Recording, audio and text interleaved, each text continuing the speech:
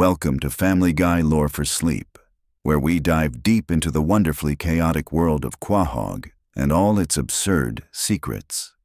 Tonight, we're exploring one of the most disturbing yet fascinating aspects of Peter Griffin's character, his surprisingly extensive body count. So get comfortable, close your eyes, and let's unravel this darkly comedic mystery together.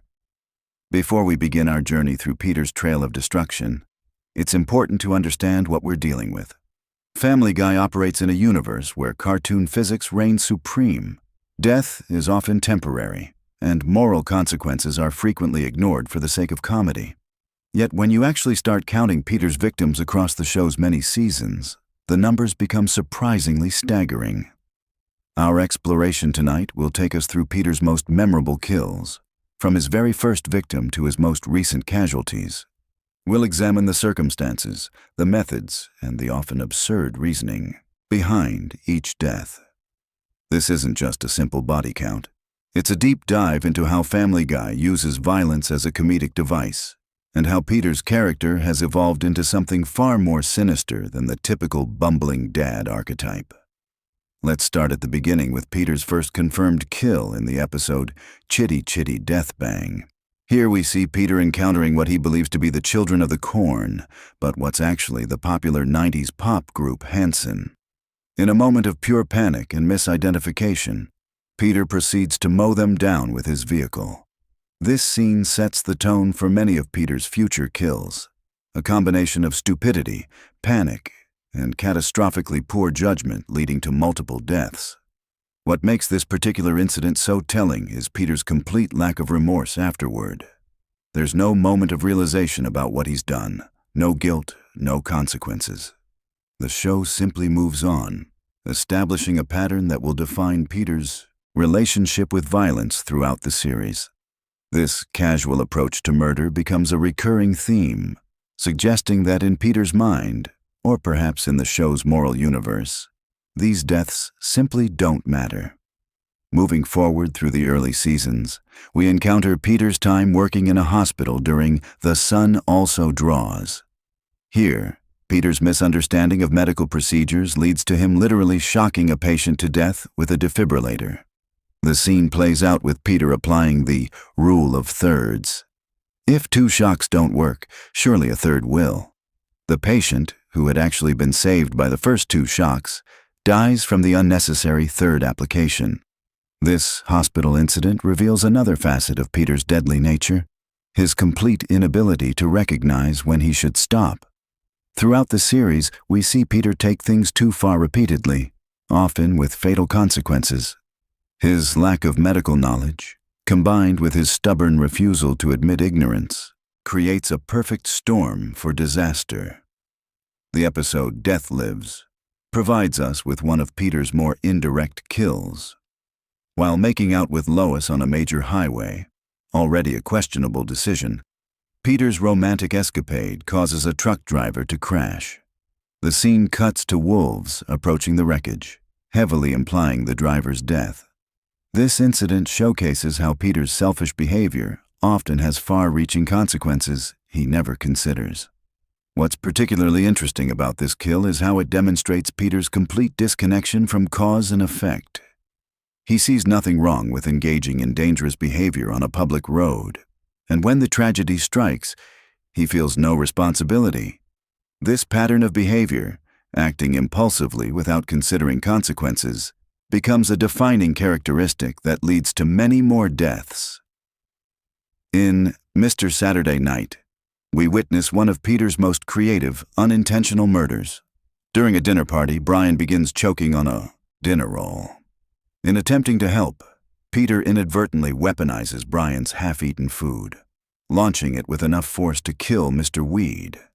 The absurdity of using a dog's saliva-covered bread roll as an accidental projectile weapon speaks to the show's willingness to find comedy in the most bizarre circumstances.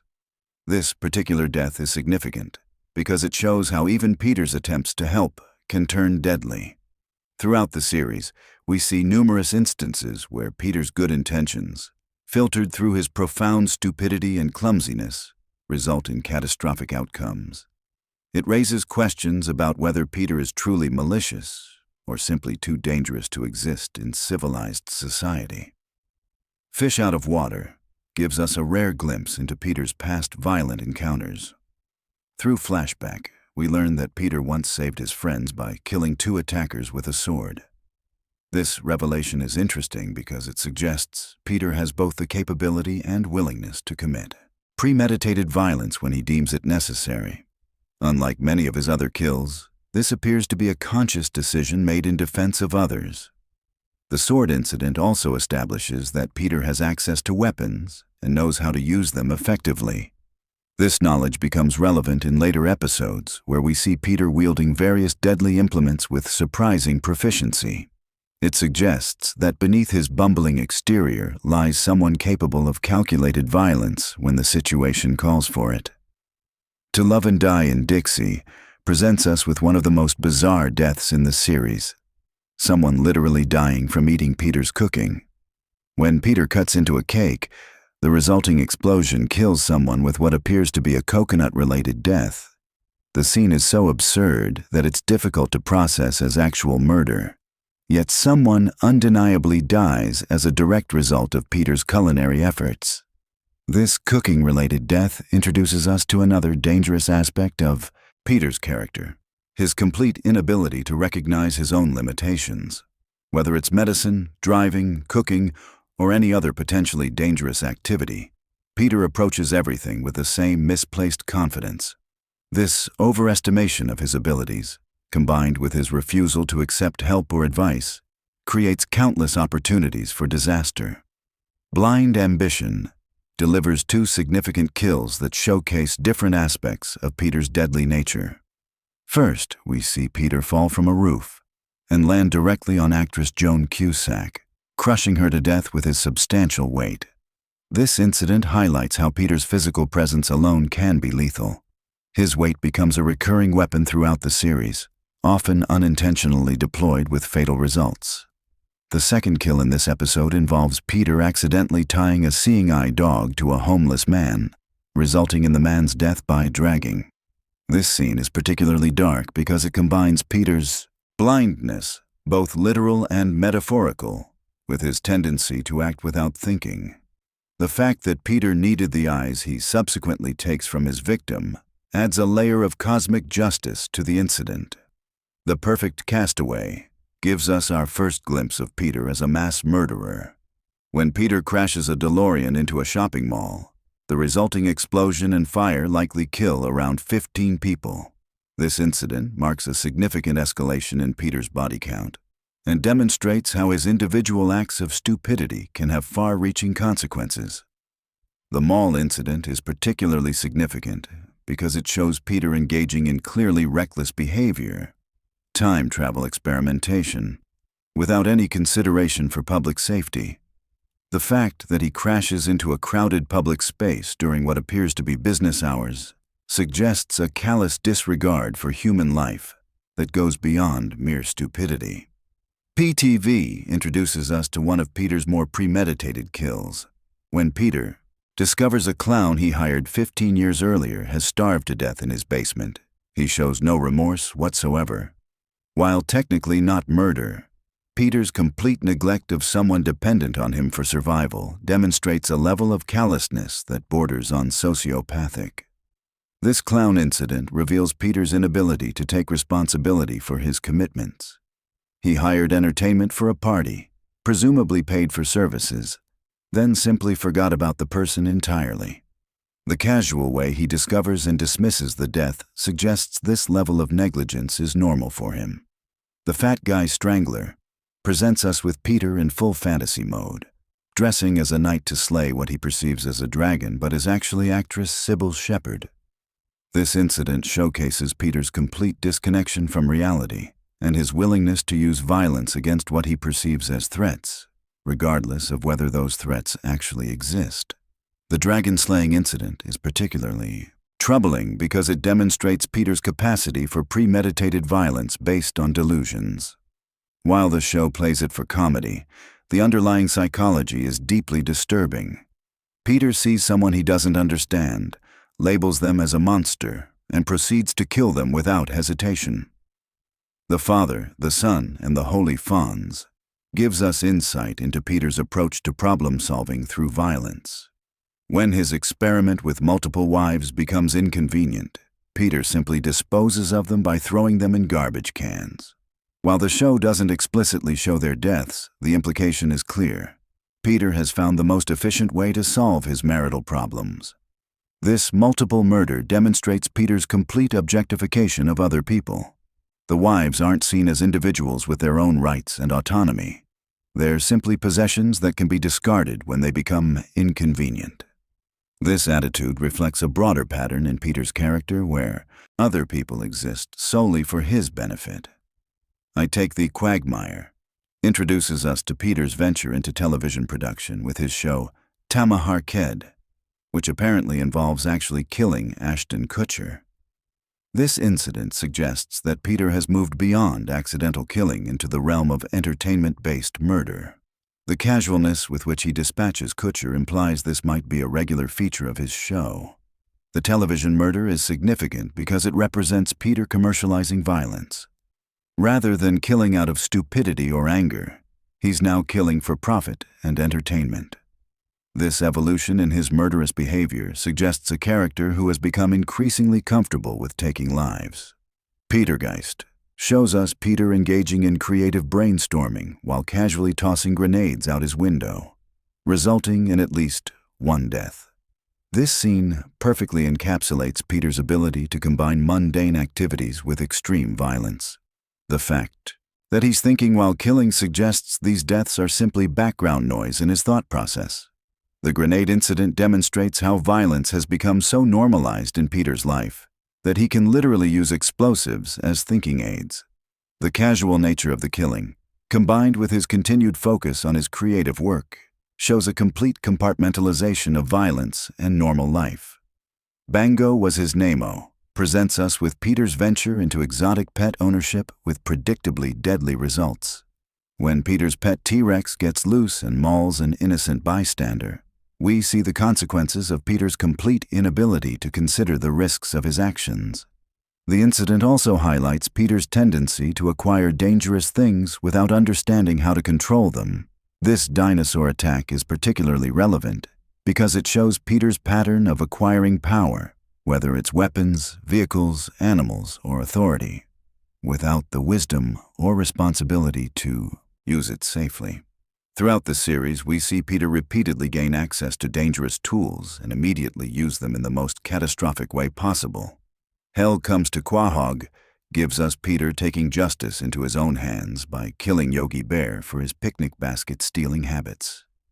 This murder is significant because it represents Peter's willingness to use lethal force for relatively minor infractions. The punishment clearly doesn't fit the crime, but in Peter's mind, theft apparently warrants execution. The Yogi Bear incident also demonstrates Peter's complete inability to understand proportional response. Throughout the series, we see Peter react to minor annoyances with extreme violence, suggesting a fundamental inability to gauge appropriate responses to different situations. Peter's Two Dads delivers one of the most shocking deaths in the series when Peter accidentally kills his own father figure, Francis Griffin. The weight-related death is made more disturbing by Francis's prolonged suffering. He doesn't die immediately, but lingers for hours before succumbing to his injuries. This patricidal incident represents a significant milestone in Peter's character development. Killing a family member, even accidentally, crosses a line that previous murders hadn't approached. The fact that Peter shows minimal remorse afterward suggests a character who has moved beyond normal human emotional responses. The Tan Aquatic with Steve Zissou shows us Peter's approach to pest control when his gremlin turns into a monster and he destroys it with a microwave. While technically killing a transformed creature rather than a human, the incident demonstrates Peter's immediate resort to extreme violence when faced with problems he doesn't understand. No Meals on Wheels provides us with a glimpse into Peter's culinary history through a flashback showing his special explosive cupcakes. The mind-blowing properties of these baked goods result in at least one death, showing that Peter's cooking has always been potentially lethal. This historical context suggests that Peter's dangerous incompetence isn't a recent development, but a lifelong characteristic. Meet the Quagmires gives us another weight-related fatality when Peter crushes Andy during time travel adventures. The casualness of this death, Peter simply apologizes and moves on, demonstrates how routine these incidents have become for him. The time travel element adds complexity, suggesting Peter's capacity for destruction transcends normal temporal boundaries. Blue Harvest transports Peter into the Star Wars universe, where he promptly shoots Greedo and destroys at least one TIE fighter. This science fiction setting allows Peter to engage in his usual violent behavior, while technically being the hero of the story. It's a perfect example of how context can reframe Peter's murderous tendencies as heroic action. Stewie Kills Lois ironically features Peter killing a cruise ship passenger by throwing confetti with enough force to cause a fatal fall. This incident demonstrates how Peter can weaponize literally anything, turning a celebratory gesture into a murder weapon. The physics-defying nature of the death highlights the cartoon universe's flexible relationship with reality. Lois Kills Stewie misleadingly features Peter shooting Stewie rather than Lois performing the title action. This bait-and-switch naming reflects the show's casual relationship with violence.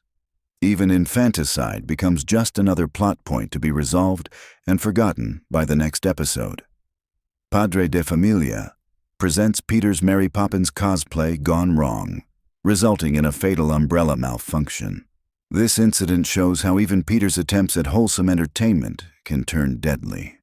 The Mary Poppins reference makes the death particularly jarring, subverting expectations of childhood innocence. Tales of a Third-Grade Nothing gives us Peter's venture into advertising sabotage when he accidentally detonates explosives near a school, killing 19 children. This incident represents one of the largest single-event body counts in Peter's history and demonstrates the potential scope of his destructive capabilities when he has access to explosives. The school bombing is particularly significant because it targets children specifically and results in FBI investigation. This suggests that even in the Family Guy universe, some deaths have consequences, though Peter apparently faces no lasting punishment despite federal law enforcement involvement. Back to the Woods shows Peter's bizarre attempt at physical comedy when he swallows Vern Troyer for a joke that goes fatally wrong. This incident demonstrates Peter's complete inability to think through the logical consequences of his actions. The idea that swallowing a person could somehow result in comedy shows a fundamental disconnect from reality. Family Guy presents Peter's venture into horse racing with a mentally challenged horse that tramples a baby and possibly several deaf children. This incident combines Peter's exploitation of vulnerable individuals with his casual disregard for public safety. The fact that he uses a disabled animal for entertainment shows his willingness to exploit anyone or anything for personal gain. The horse racing incident is particularly troubling because it involves multiple vulnerable populations: children, the disabled, and animals. Peter's willingness to endanger all these groups simultaneously for the sake of winning a race demonstrates a level of callousness that transcends normal selfishness.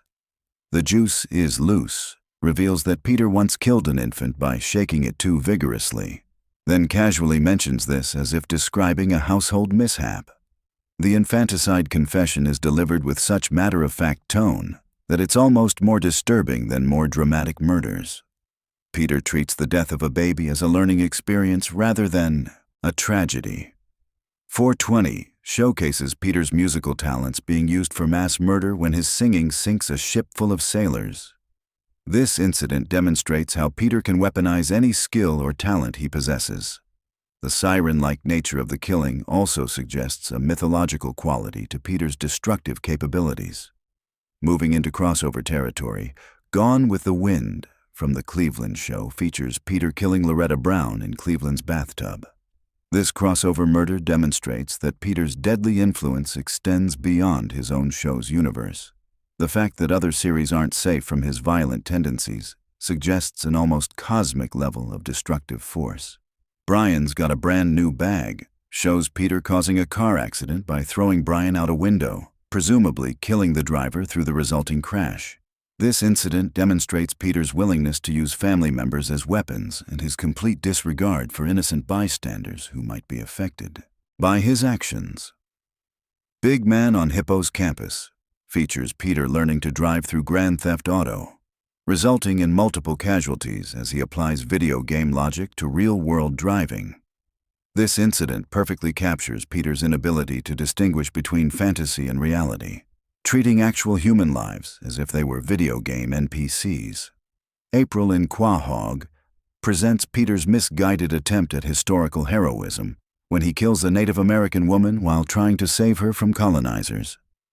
This incident demonstrates how Peter's attempts to do good are often more destructive than his overtly selfish behavior. His inability to understand historical context leads to him committing the very violence he thinks he's preventing. The splendid source gives us Peter as an arsonist when he burns down an entire building full of comedy writers to help his friends escape. The resulting fire likely kills at least 50 people, making this one of Peter's largest mass casualties. The fact that he destroys a place dedicated to bringing joy and laughter adds thematic weight to the destruction. New Kidney in Town shows Peter's energy drink-fueled rampage at a game show taping, where his superhuman strength kills approximately 30 audience members. This incident demonstrates how Peter becomes even more dangerous when his physical capabilities are enhanced. The game show setting makes the violence particularly surreal and darkly comedic. Amish Guy features Peter lying about his weight to ride a roller coaster, causing a malfunction that kills at least one person. This incident shows how Peter's vanity and dishonesty can have fatal consequences for others. His unwillingness to accept his physical limitations puts innocent people at risk. Living on a Prayer reveals Peter's involvement in Thelma and Louise's cliff drive, suggesting he pushed them toward their dramatic suicide rather than allowing them to turn themselves in. This incident shows Peter actively encouraging others toward death, rather than simply causing it through negligence or stupidity. Family Guy viewer male number 2 presents an alternate universe where Peter and Chris kill the Queen of England while chasing her through a tunnel for her hair. This royal murder demonstrates that no one is safe from Peter's violence, regardless of their status or position. Even monarchy provides no protection from his destructive tendencies.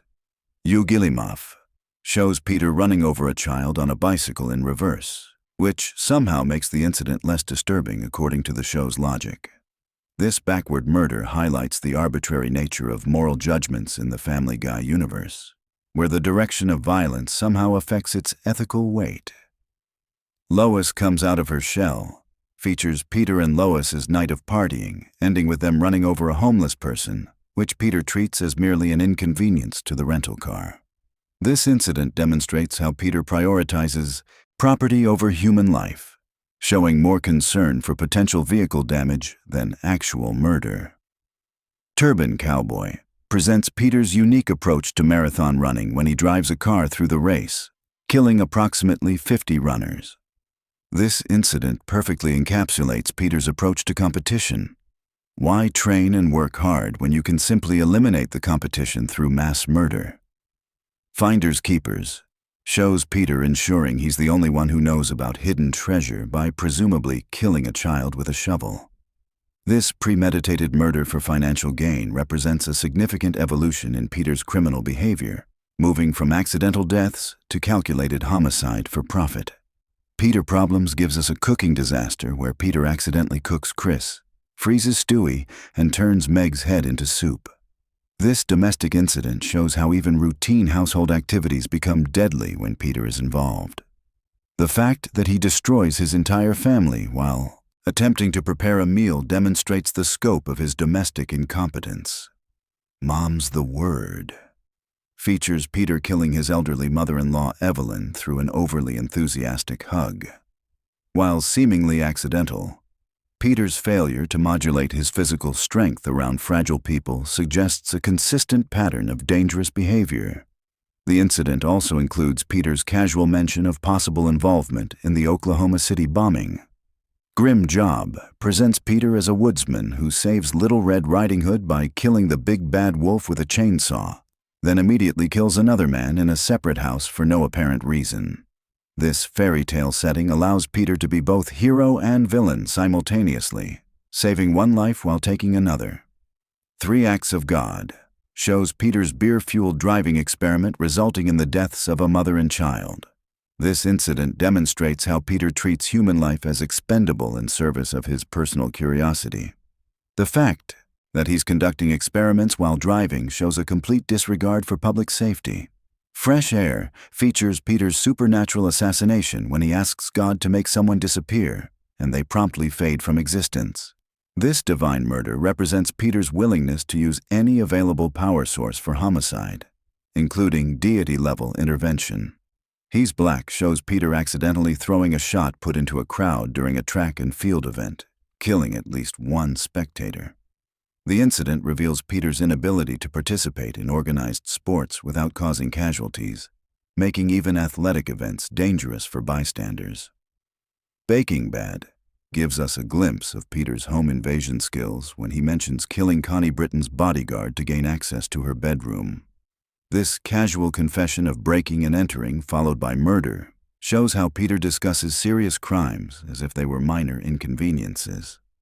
Brian the Closer features Peter dragging Brian behind his car to make him release a rope, accidentally running over a cyclist in the process.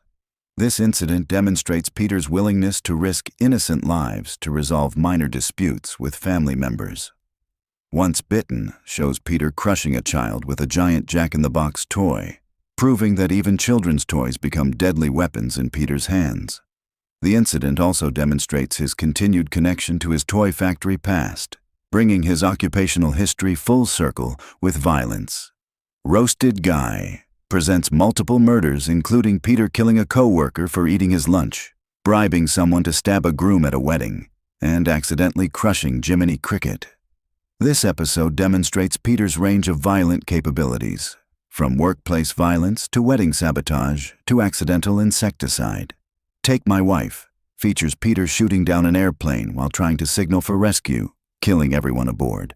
This incident shows how Peter's attempts at communication often result in mass casualties, suggesting that even his efforts to be helpful are fundamentally destructive. Pilling Them Softly shows Peter helping Tom Tucker eliminate a problematic co-worker by killing her directly rather than dealing with office politics. This workplace murder demonstrates Peter's willingness to solve other people's problems through violence, acting as an informal hitman for friends. A Lot Going On Upstairs presents Peter causing a traffic accident by stealing a street sign, resulting in at least 2 child deaths. The incident shows how Peter's minor acts of vandalism can have major consequences for public safety, particularly when children are involved. Foxy Lady features Peter's discovery that saying certain phrases can cause anthropology workers to literally melt. This magical murder ability suggests that Peter's destructive capabilities might extend beyond physical violence into supernatural realms. Emmy-winning episode shows Peter executing Joe while role-playing as Walter White in the desert. This pop culture murder demonstrates Peter's willingness to apply fictional violence to real situations, using television and movie scenarios as blueprints for actual homicide. 3 Acts of God presents Peter slicing his way through multiple Trisha Takanawas in a Kill Bill-style action sequence, managing to kill 13 of them before splitting his boss Angela in half. This martial arts massacre shows Peter's surprising combat skills when properly motivated. Dog Bites Bear features Peter as the superhero Red Stool, shooting and slashing his way through 4 armed criminals on a bridge. This superhero violence demonstrates how Peter can justify mass murder by adopting heroic personas, making violence seem righteous rather than criminal. Veteran Guy shows Peter commandeering a jet ski by killing its owner, demonstrating his willingness to commit murder for minor conveniences. The Coast Guard context makes this official murder, suggesting Peter can weaponize any authority or uniform he acquires. Through the Years presents Peter's disco dancing causing multiple deaths as his movements become literally lethal. This dance floor massacre shows how Peter can weaponize even cultural activities, turning social events into combat zones. Throw It Away features Peter executing a well-dressed spider in a Goodfellas-style assassination. While technically killing an insect, the anthropomorphized nature of the victim makes it functionally equivalent to human murder, showing Peter's willingness to kill anyone regardless of species. Girl Interneted shows Peter going full shining on Cleveland with an axe, demonstrating his capacity for horror movie-style violence against close friends. This cinematic murder shows how Peter can draw inspiration from any genre of entertainment for his violent behavior. Boy's Best Friend features Peter accidentally running over Oscar the Grouch, killing one of Sesame Street's most iconic characters. This children's television murder demonstrates that no fictional universe is safe from Peter's destructive influence. The Manchurian Candidate reveals Peter's involvement in multiple prison guard deaths during a visit to see Chris. The casual way he mentions killing a bunch of guards suggests that multiple homicides have become routine parts of family visits for the Griffins. And Then There's Fraud shows Peter taking out multiple people with basketball trick shots, proving that even recreational activities become deadly when he's involved. The sports-related deaths demonstrate Peter's ability to weaponize any hobby or interest. Connie D'Amico features Peter ripping off people's faces like Scooby-Doo villains, except instead of revealing masks, he's exposing actual skeletons. This facial removal spree shows Peter's complete disconnection from reality and his willingness to mutilate people based on cartoon logic. Meg's Wedding demonstrates that even with tiny arms, Peter can commit war crimes, showing that physical limitations don't prevent him from finding new ways to cause destruction. The military context suggests his violence has reached international levels. Family Gay presents Peter's mentally challenged horse trampling a baby during a race, adding another infant death to his growing body count. The fact that multiple episodes feature Peter killing babies suggests this might be a recurring pattern rather than isolated incidents. When we tally up all these deaths across the series, Peter's confirmed kill count reaches approximately 464 people. This number doesn't include the massive destruction from his chicken fights with Ernie or other large-scale catastrophes where exact body counts are impossible to determine. If we included those incidents, Peter's death toll would likely exceed 1,000 individuals. What makes Peter's body count particularly disturbing isn't just the raw numbers, but the complete lack of consequences or character growth. Unlike other fictional characters who struggle with the moral weight of their actions, Peter seems entirely unaffected by the carnage he causes. There's no character arc involving guilt, redemption, or even acknowledgement of the harm he's done. This pattern of consequence-free violence serves multiple narrative functions in Family Guy. It establishes the show's universe as fundamentally different from reality, where normal moral and legal frameworks don't apply. It also allows the writers to use extreme violence for comedic effect without worrying about continuity or character consistency. The evolution of Peter's killing methods over time shows increasing creativity and premeditation. Early deaths were mostly accidental, the result of stupidity or clumsiness. Later incidents show more intentional violence, suggesting Peter has become comfortable with killing and even creative about methods and circumstances. Peter's casual attitude toward violence reflects broader themes in Family Guy about the breakdown of traditional family values and social structures. His complete disregard for human life mirrors his disregard for other social norms and responsibilities.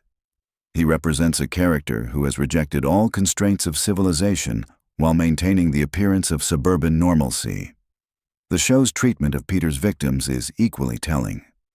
Most are anonymous individuals with no backstory or personality, making them easy to dismiss as mere plot devices rather than human beings. This dehumanization of victims allows the audience to laugh at violence without feeling empathy for those being harmed. From a psychological perspective, Peter's behavior suggests multiple personality disorders and complete lack of empathy or impulse control. His ability to kill without remorse, combined with his grandiose self-image and complete disregard for others, paints a picture of someone who would be considered extremely dangerous in real life. The family's acceptance of Peter's violence is perhaps equally disturbing. Lois rarely confronts him about his deadly behavior, and when she does, it's usually framed as nagging rather than legitimate concern for public safety.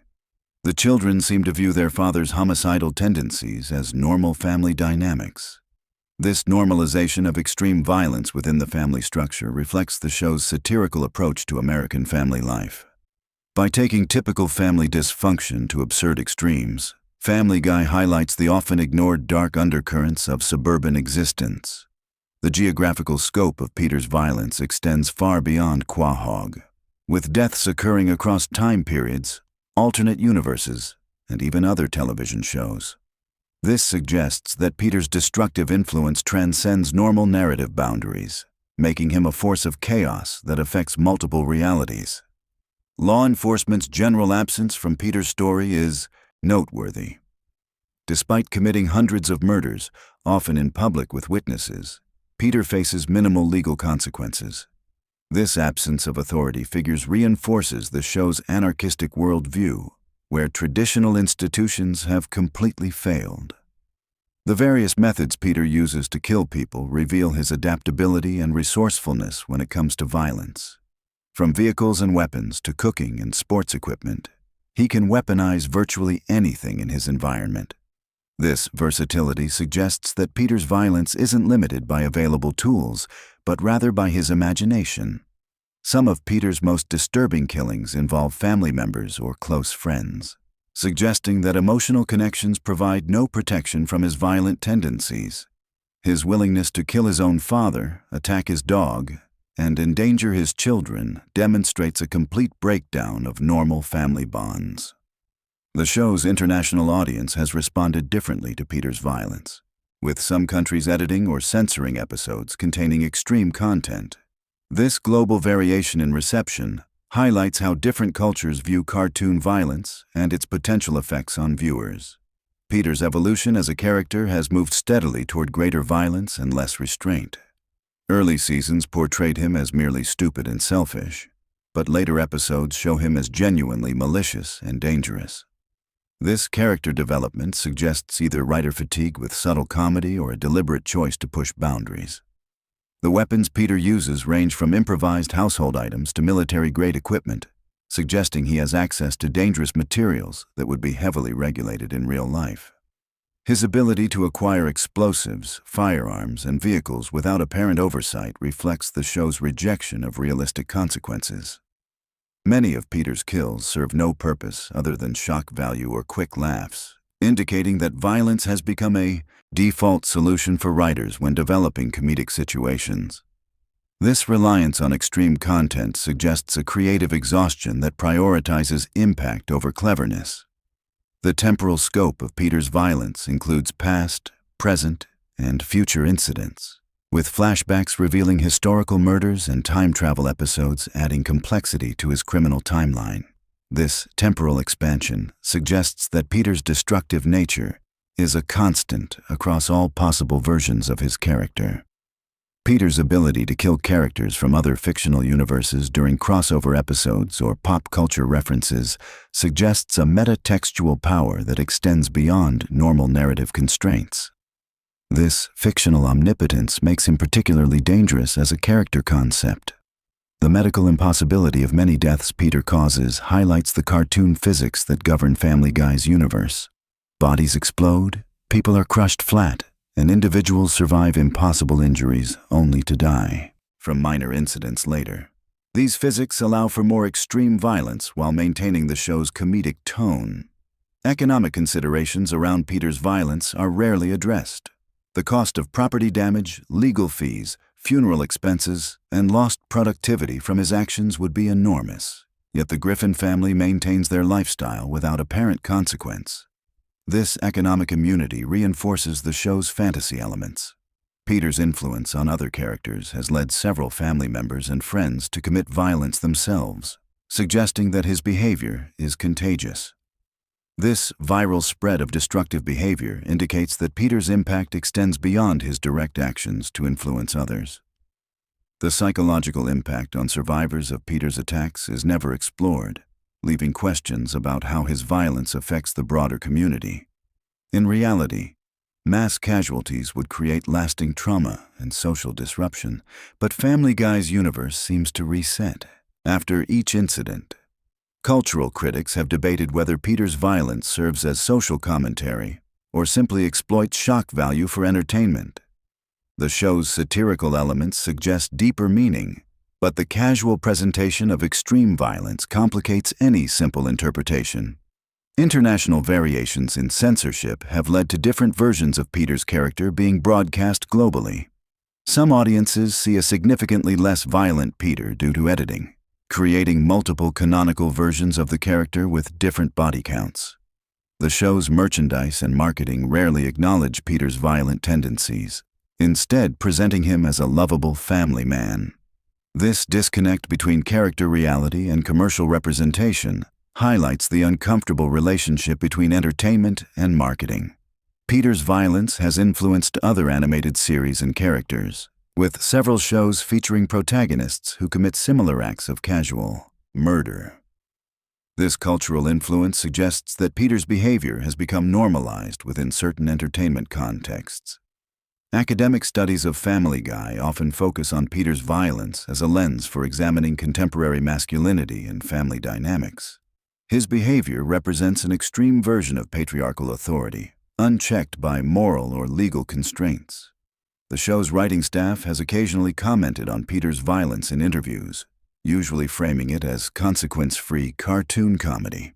However, the actual impact of such extreme content on viewers, particularly younger audiences, remains a subject of debate. Peter's relationship with death itself becomes complicated in episodes where he temporarily becomes the Grim Reaper or interacts with supernatural forces. These metaphysical encounters suggest that his violence might have cosmic significance beyond mere criminal behavior. The technical animation required to depict Peter's various murders has become increasingly sophisticated over the show's run. Early deaths were simple and cartoonish, while later episodes featured detailed violence that approaches realistic depiction despite the cartoon medium. Voice acting considerations around Peter's violence include how Seth MacFarlane delivers lines about murder and mayhem. The casual, matter-of-fact tone used for discussing extreme violence contributes significantly to the comedic effect while potentially normalizing such behavior. International broadcast standards have led to different versions of episodes being produced for various markets. Some regions receive heavily edited versions that remove most violence, while others see uncensored content, creating a fragmented global understanding of Peter's character. The legal implications of Peter's behavior, if applied to real life, would include charges ranging from manslaughter to first-degree murder, terrorism, and crimes against humanity. The scope of his criminal activity would make him one of history's most prolific serial killers. Psychological profiling of Peter's behavior suggests multiple severe mental health conditions, including antisocial personality disorder, narcissistic personality disorder, and complete lack of impulse control. In reality, such a person would likely be institutionalized or imprisoned for life. The social impact of Peter's violence within Quahog should theoretically include widespread trauma, community organizing for safety, and demands for law enforcement action. The absence of such realistic responses maintains the show's fantasy elements while raising questions about social responsibility. Educational discussions about Family Guy often center on how to address Peter's violence when the show is viewed by younger audiences. The casual presentation of extreme behavior creates challenges for parents and educators trying to provide appropriate context. As we conclude this exploration of Peter Griffin's extensive body count, we're left with troubling questions about the role of violence in entertainment and the normalization of extreme behavior through comedy. While Family Guy operates in a clearly fictional universe where cartoon physics and moral flexibility allow for consequences-free violence, the casual presentation of mass murder raises concerns about cultural desensitization to real violence. Peter's evolution from bumbling father to mass murderer reflects broader changes in television comedy, where shock value increasingly substitutes for clever writing. His 464 confirmed kills represent not just fictional deaths, but a creative choice to prioritize extreme content over subtler forms of humor. The lasting impact of Peter Griffin as a character extends beyond entertainment into cultural discourse about masculinity, family dynamics, and social responsibility.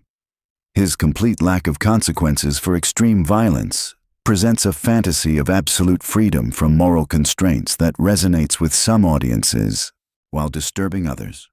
Sweet dreams, and remember, in the real world, actions have consequences. Families require responsibility, and violence is never as consequence-free as it appears in Quahog. Sleep well, knowing that Peter Griffin's chaos remains safely contained within the boundaries of animated fiction. Have you ever wondered what it would be like to fall asleep to the strangest stories from one of television's most bizarre families? Tonight, we're diving deep into the weird and wonderful world of Family Guy lore, specifically focusing on the most peculiar relationship in the entire series. So grab your favorite blanket, get comfortable, and let me tell you about the oddly romantic bond between a genius baby and his teddy bear that somehow manages to be both heartwarming and deeply concerning at the same time. Picture this scenario.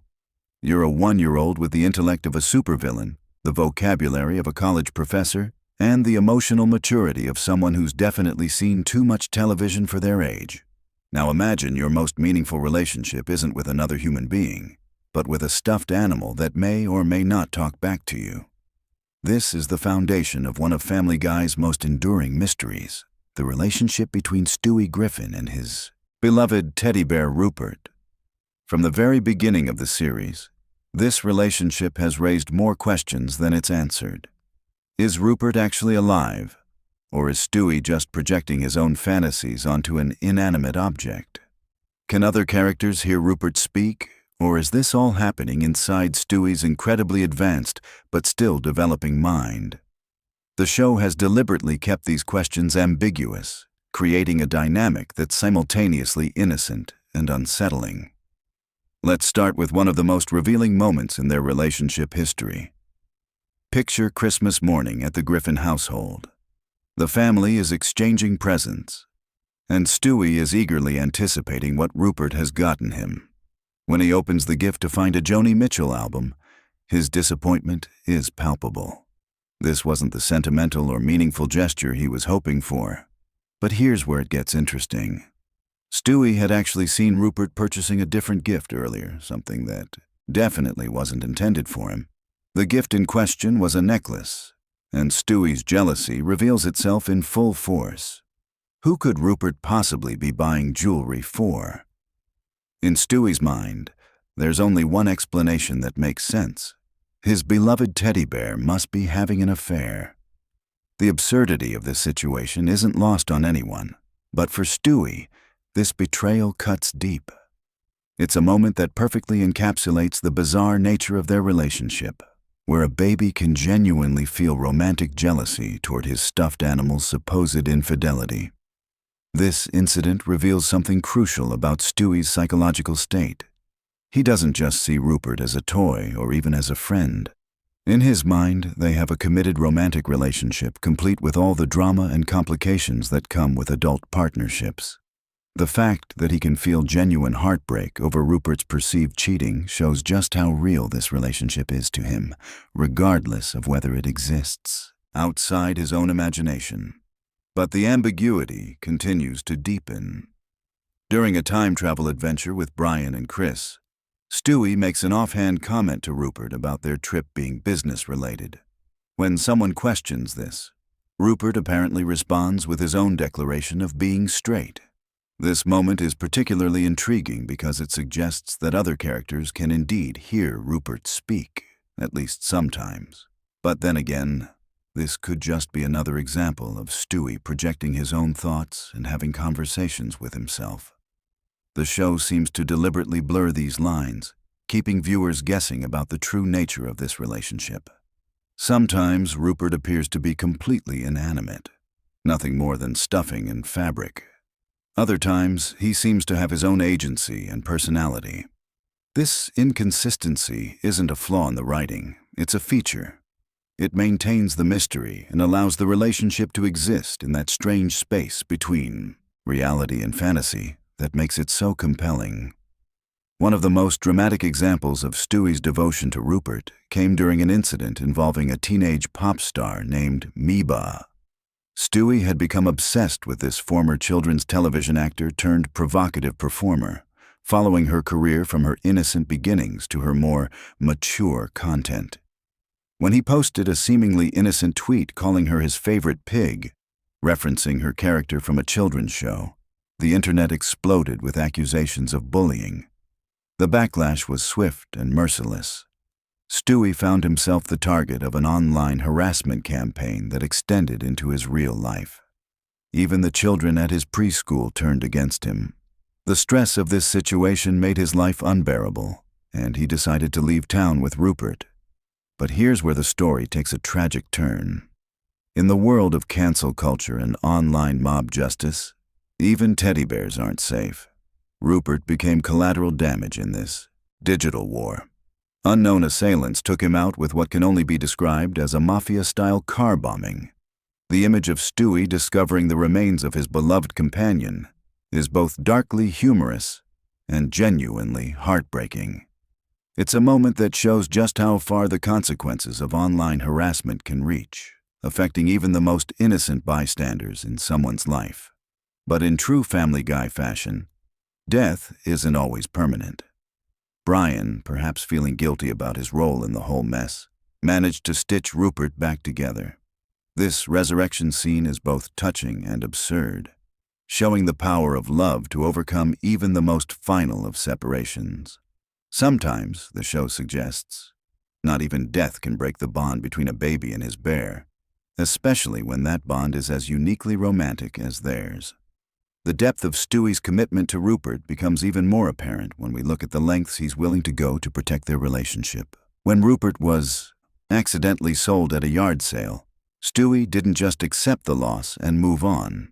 Instead, he embarked on a cross-country odyssey to bring his companion home, traveling all the way from Rhode Island to Colorado with nothing but determination and an increasingly exasperated Brian as his accomplice.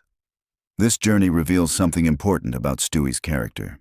Despite his often villainous schemes and megalomaniacal tendencies, when it comes to Rupert, he's capable of pure, selfless love.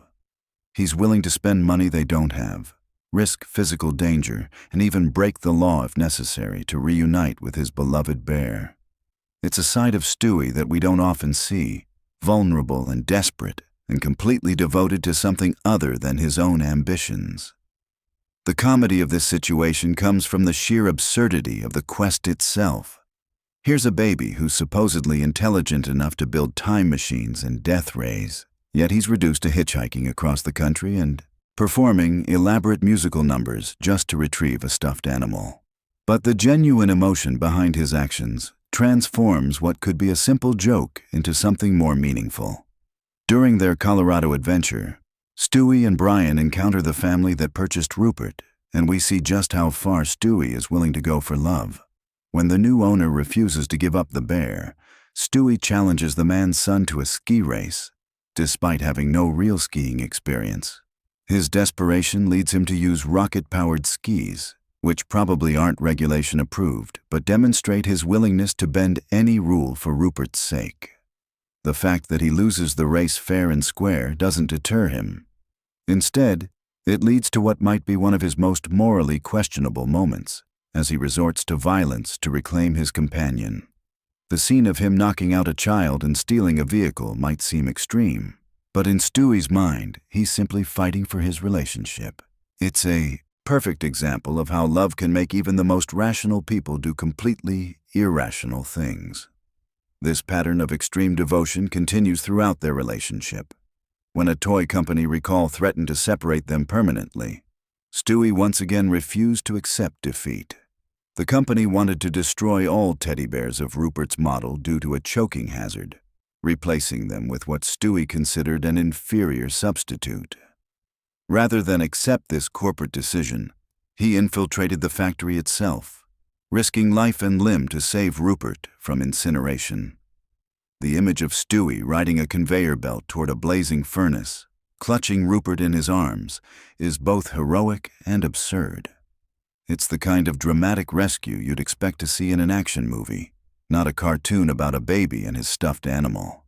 But that's exactly what makes it so effective.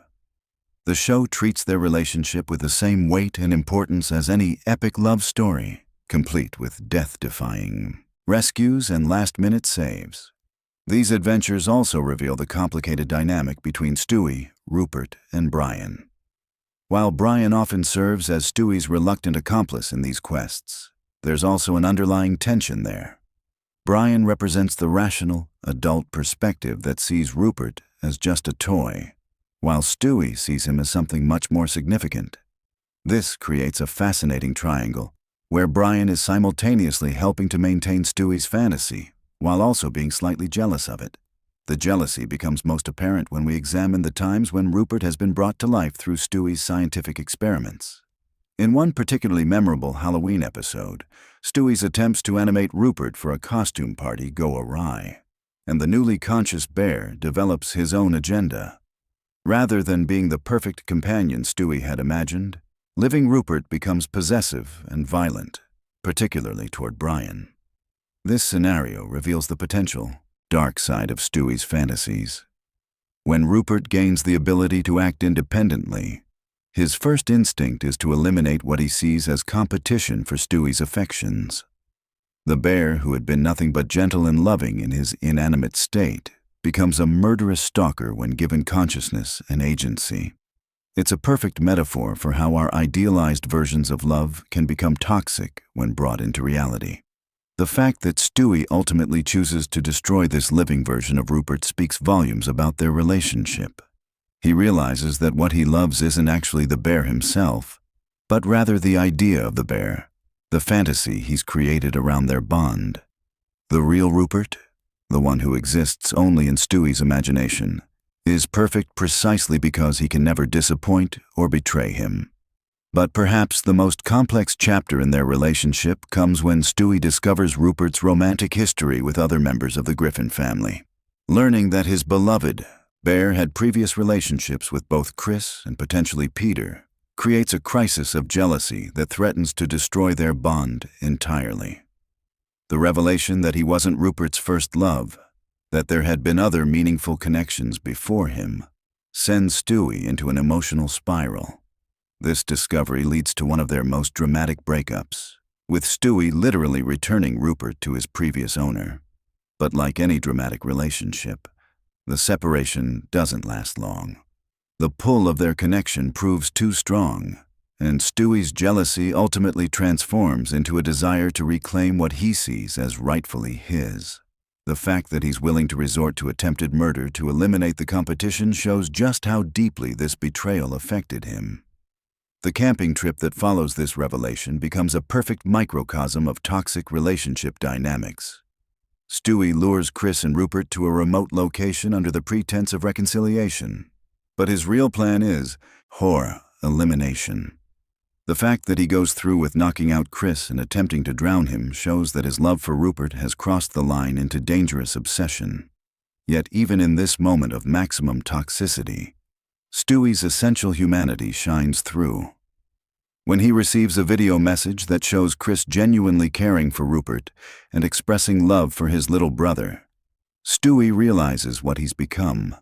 The recognition that his jealousy has turned him into a would-be murderer forces him to confront the unhealthy aspects of his attachment to Rupert.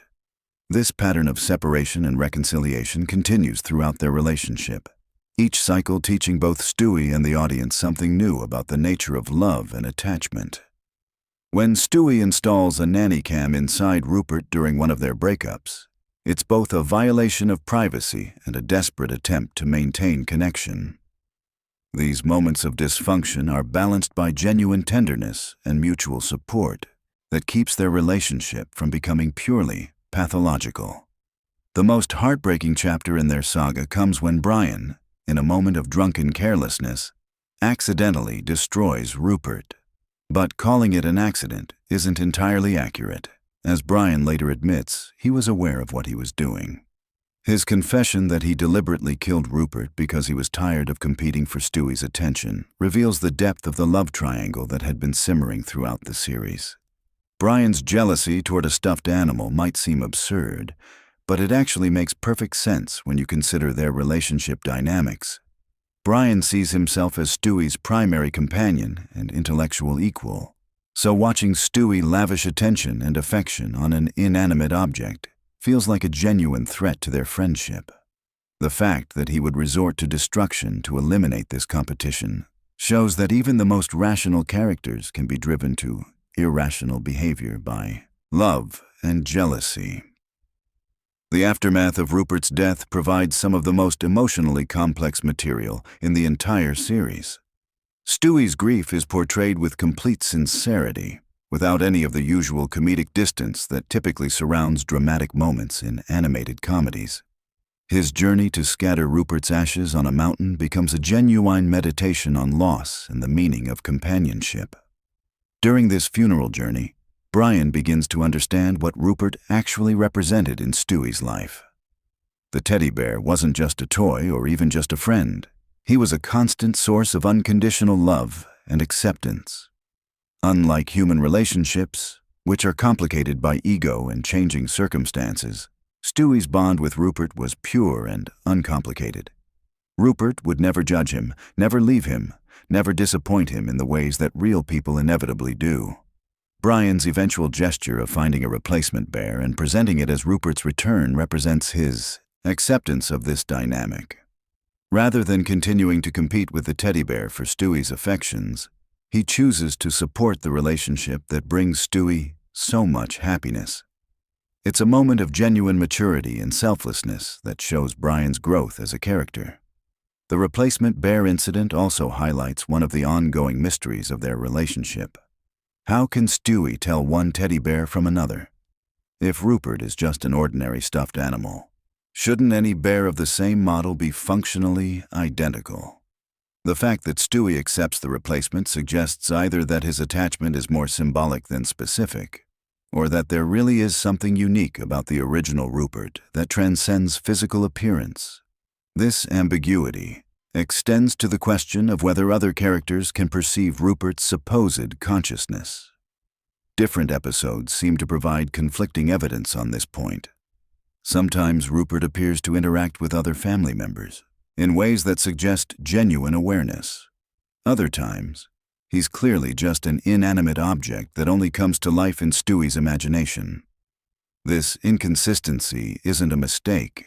It's a deliberate choice that maintains the mystery at the heart of their relationship. The beauty of this ambiguity is that it allows viewers to interpret their bond in whatever way feels most meaningful to them. Those who prefer a more grounded approach can see it as a young child's natural attachment to a comfort object, taken to comedic extremes. Those who enjoy the fantastical elements can believe that Rupert really is conscious and that their love story is genuine. Either interpretation works because the emotional core of the relationship remains consistent regardless of its metaphysical status.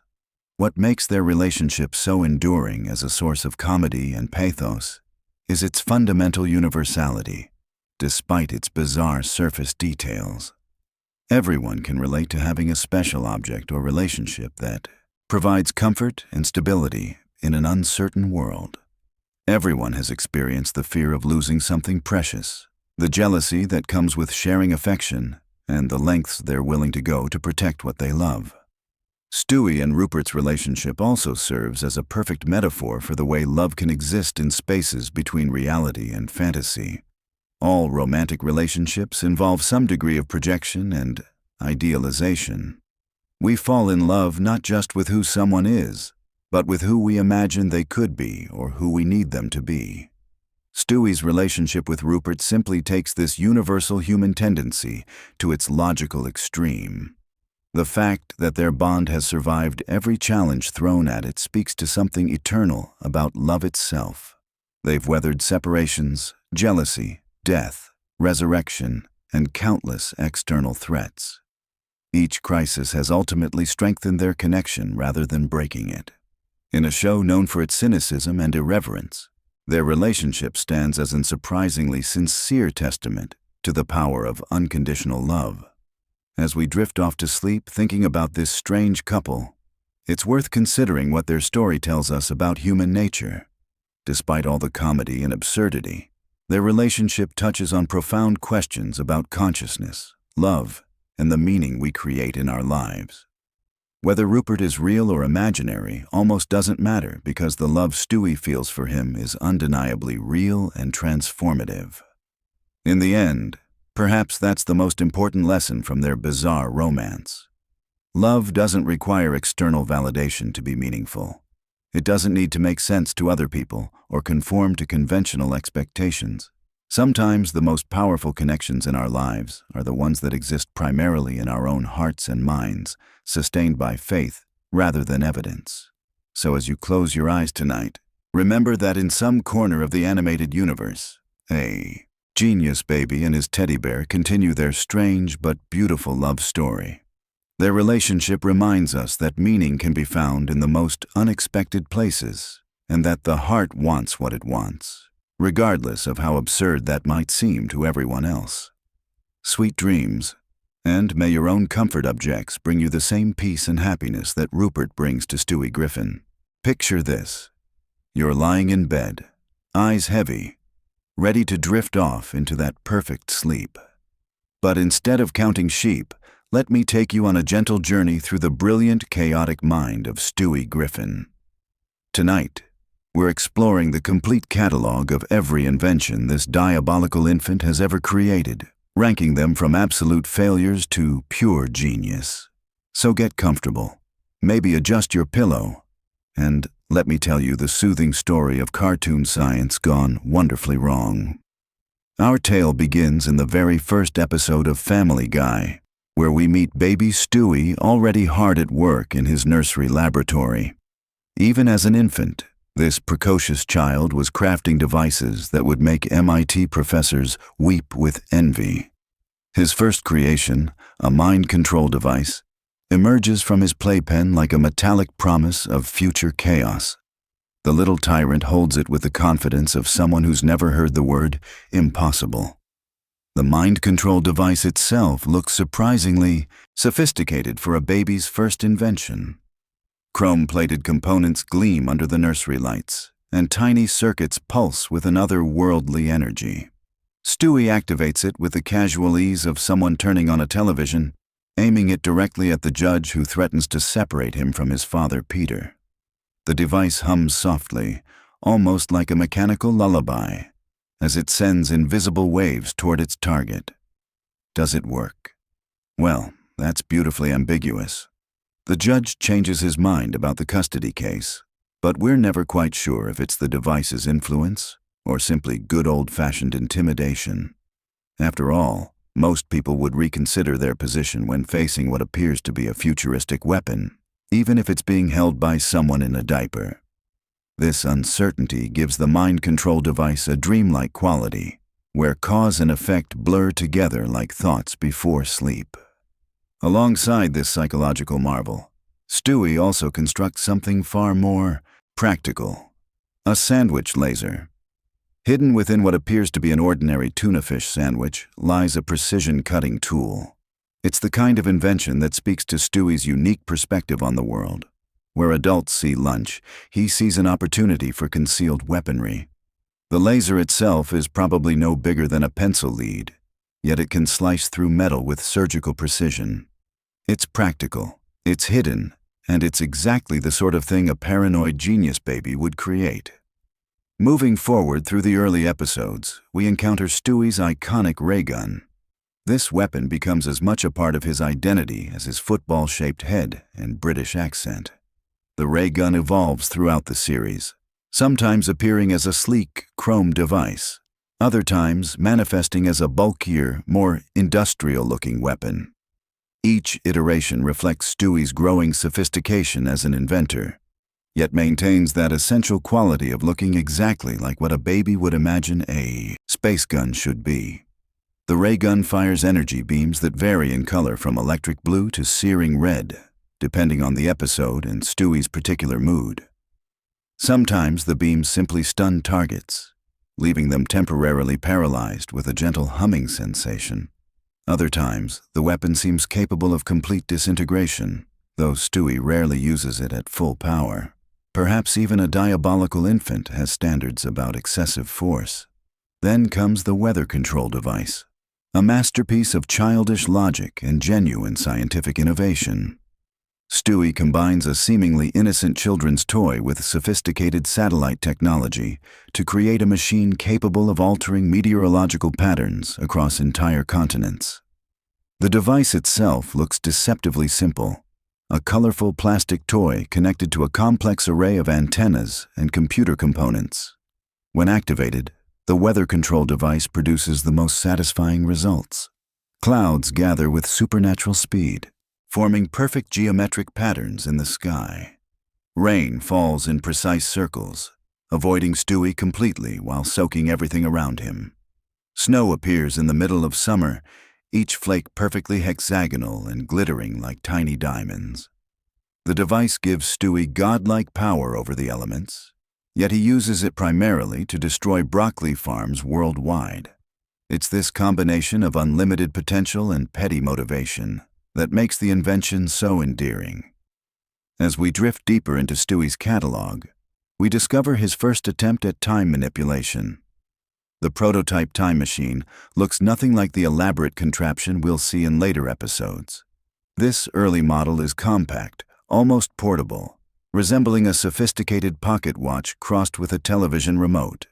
Its surface is covered in tiny dials and switches, each one precisely calibrated to manipulate the flow of temporal energy. When Stewie uses this device to reverse time's flow, the effect is subtle yet profound. The world doesn't dissolve into swirling colors or dramatic special effects. Instead, everything simply flows backward, like watching a film in reverse. People walk backwards, conversations unhappen, and spilled milk returns to its glass. It's peaceful, almost meditative, watching the universe gently unwind itself at Stewie's command. The carbonite freeze gun represents Stewie's first foray into Star Wars-inspired technology. This weapon encases targets in a metallic shell, preserving them indefinitely in perfect suspended animation. The freezing process itself is strangely beautiful. Targets don't scream or struggle. They simply become very still as silver spreads across their bodies like liquid mercury. Within seconds, they're transformed into perfect metallic statues, their faces frozen in whatever expression they wore at the moment of activation. Stewie's torture device appears briefly but memorably, a mechanical contraption equipped with various implements of interrogation. The device looks like something from a medieval dungeon redesigned by a modern engineer. Polished steel components gleam alongside ancient-looking gears and pulleys. There's a certain craftsmanship to it, an attention to detail that speaks to Stewie's perfectionist nature.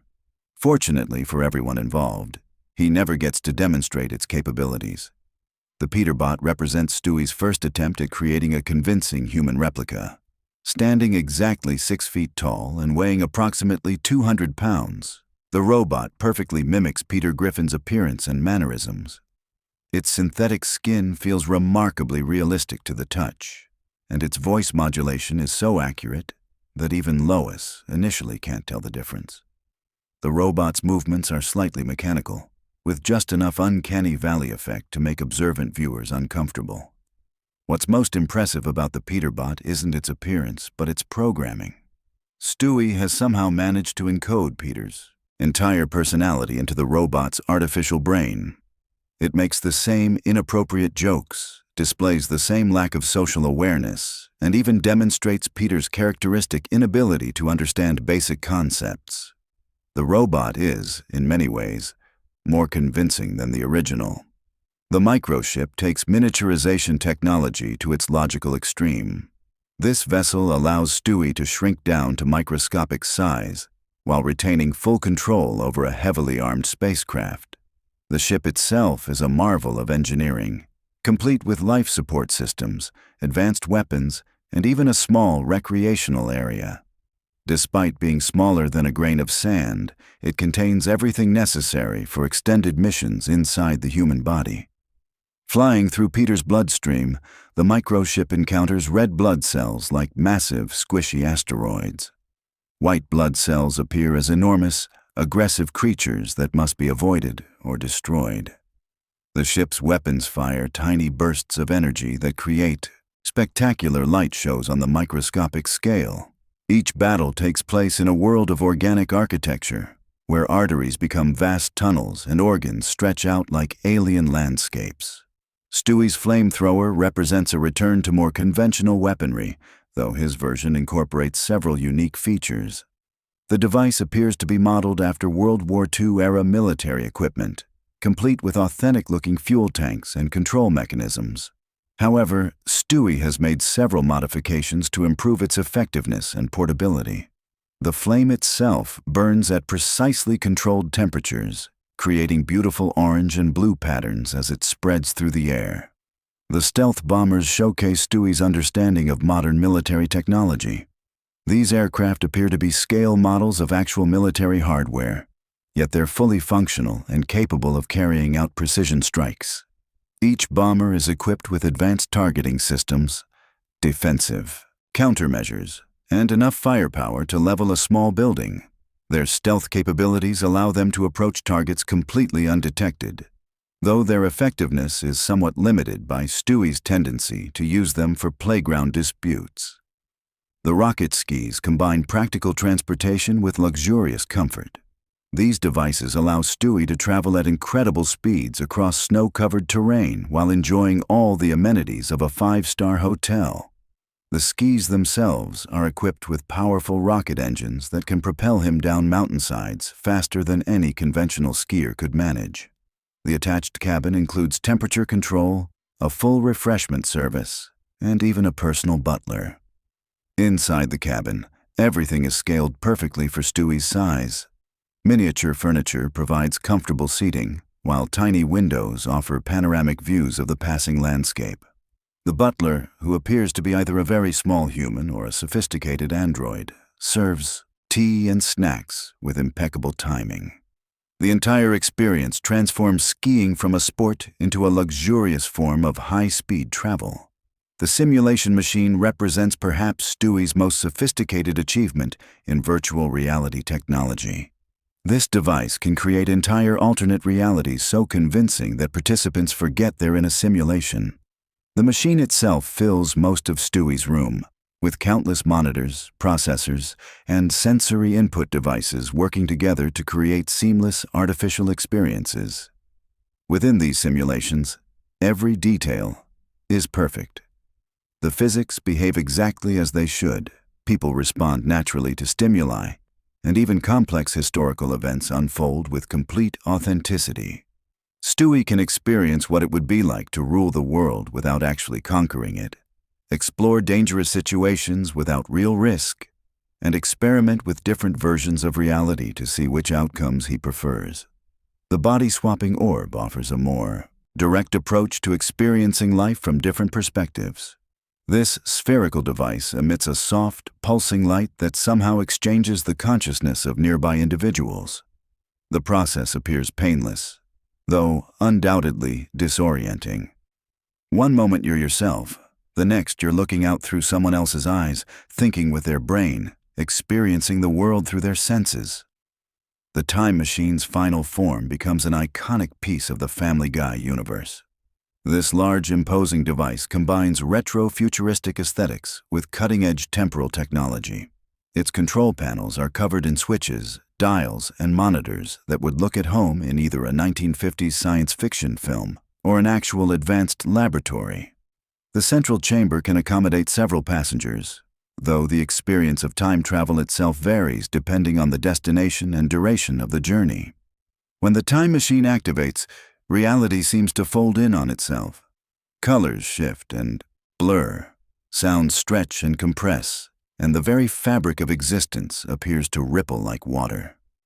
Passengers experience a sensation of weightlessness combined with mild disorientation, though most adapt quickly to the unusual sensations. The machine can travel to any point in history or future, though its accuracy sometimes leaves something to be desired.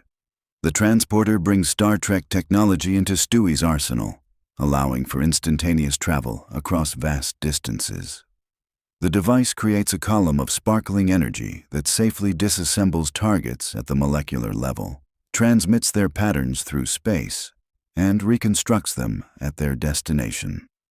The process appears to be painless, though the psychological effects of being temporarily reduced to pure information might be disturbing for some users. The multiversal remote takes transportation technology even further, allowing travel between alternate realities with the simple press of a button. This compact device contains enough processing power to calculate the infinite variables that separate one universe from another. Each button press opens a portal to a different version of reality, some similar to our own, others radically different. The cloning devices represent Stewie's attempts to create duplicates of himself and others. These machines can produce perfect physical copies of any living creature, though the clones often suffer from reduced intelligence or shortened lifespans. The cloning process itself involves complex genetic manipulation and artificial gestation, compressed into a timeline that would normally take months or years. As our journey through Stewie's inventions draws to a close, we can appreciate the incredible range of his creative genius. From simple weapons to reality-altering devices, each invention reflects both his brilliant intellect and his fundamentally childish perspective on the world. His creations solve problems in the most elaborate ways possible, often creating new problems in the process. What makes Stewie's inventions truly remarkable isn't just their technological sophistication, but their perfect reflection of their creator's personality. They're brilliant yet flawed, powerful yet limited by childish motivations, sophisticated yet somehow innocent.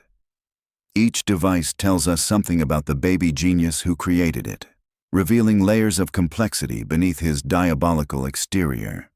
The mind control devices show us Stewie's desire for power and control, yet also his fundamental loneliness and need for connection. The time machines reflect his impatience with the natural flow of events, his desire to fix mistakes and explore possibilities. The weapons demonstrate his fierce protective instincts, while the transportation devices reveal his wanderlust and curiosity about the world beyond his nursery. Perhaps most importantly, Stewie's inventions remind us that genius comes in many forms. His approaches to problem-solving are unconventional, sometimes inefficient, but always creative. He doesn't just think outside the box. He doesn't acknowledge that boxes exist. This freedom from conventional limitations allows him to create things that more traditional scientists would never imagine. The evolution of Stewie's inventions throughout the series also reflects his personal growth. Early devices tend to be crude, focused primarily on destruction or control. Later inventions show increased sophistication, not just technically but conceptually. They begin to serve purposes beyond mere domination, exploring themes of discovery, understanding, and even friendship.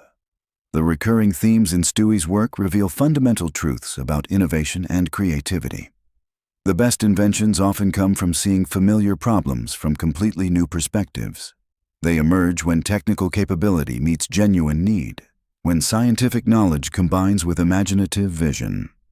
Stewie's greatest successes occur when he stops trying to force the world to conform to his will and starts working with its natural patterns instead. His failures, equally instructive, usually result from overconfidence or insufficient consideration of consequences. The most dangerous inventions are those created in anger or frustration, without proper thought given to their long-term effects. Stewie's tendency to create first and consider implications later leads to some spectacular disasters, yet also produces breakthrough innovations that more cautious inventors might never attempt. The technical specifications of Stewie's devices remain largely mysterious, protected by the cartoon physics that govern his universe.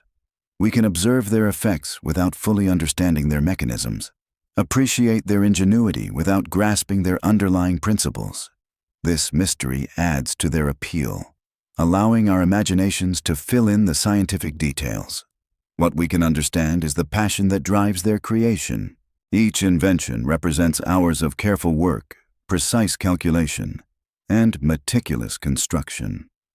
Stewie approaches his projects with the dedication of a master craftsman, the curiosity of a pure researcher, and the enthusiasm of a child building his first treehouse.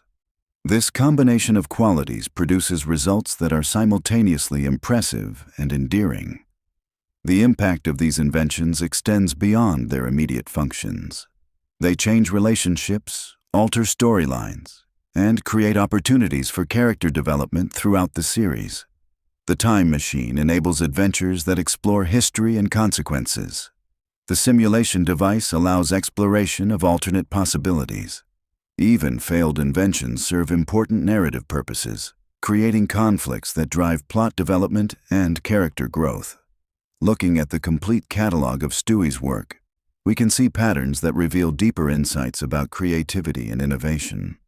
The most successful devices tend to be those that solve real problems rather than simply expressing power fantasies.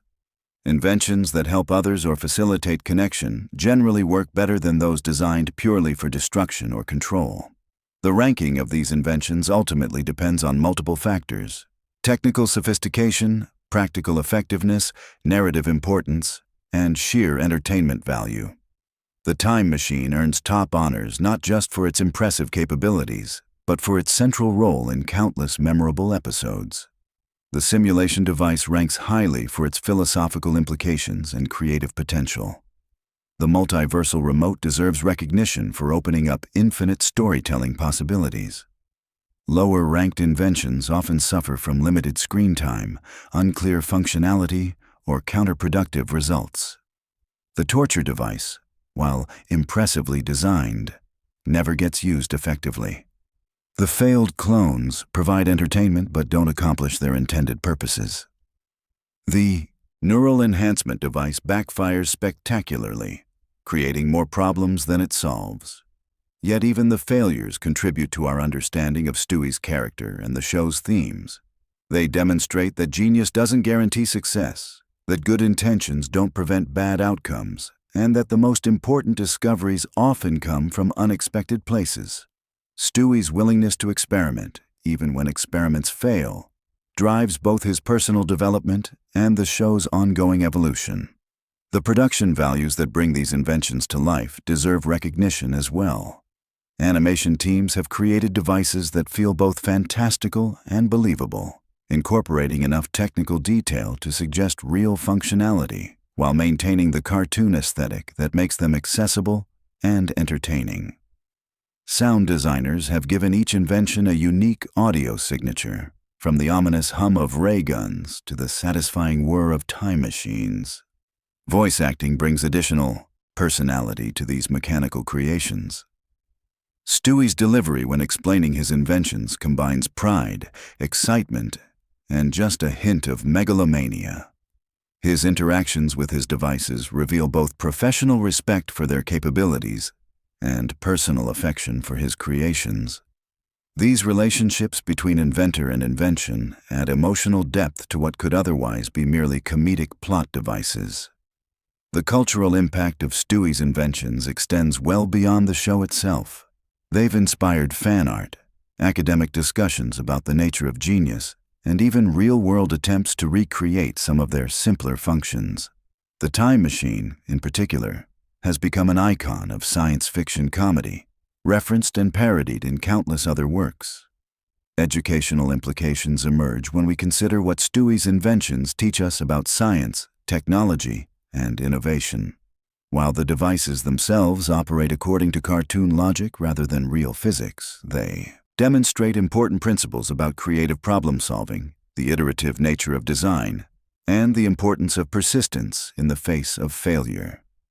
Young viewers might be inspired to pursue STEM careers after watching Stewie's adventures, while older audiences can appreciate the clever ways the show incorporates real scientific concepts into comedic situations. The international appeal of these inventions transcends cultural boundaries. Technical innovation and creative problem-solving resonate across different societies and languages. Stewie's combination of childlike wonder and adult sophistication speaks to universal human experiences of curiosity, ambition, and the desire to understand and control our environment.